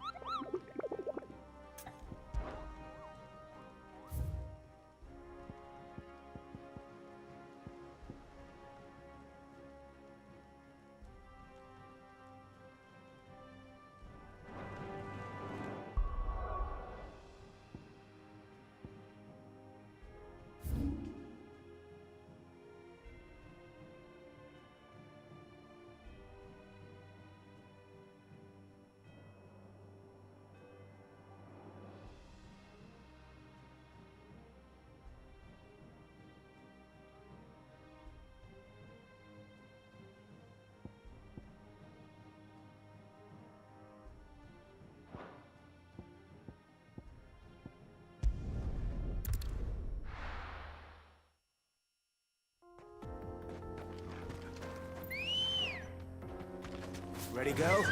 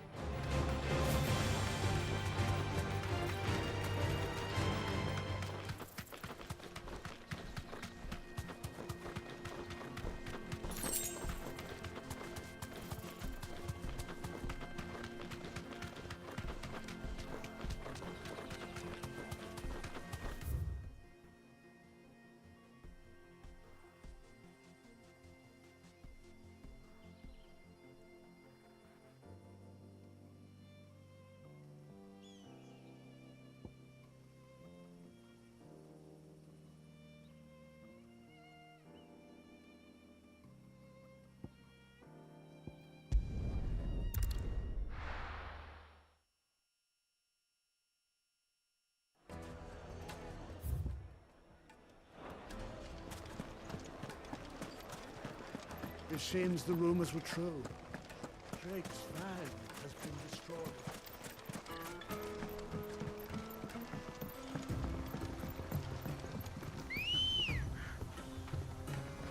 Good girl.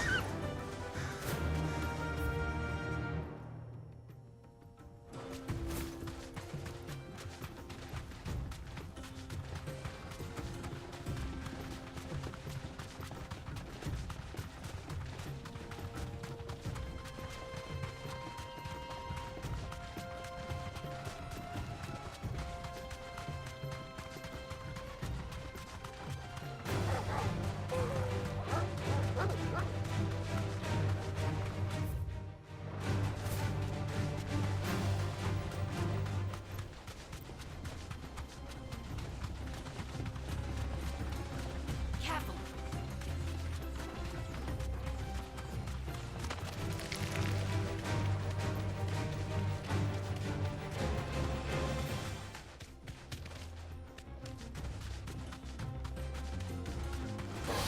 No holding back.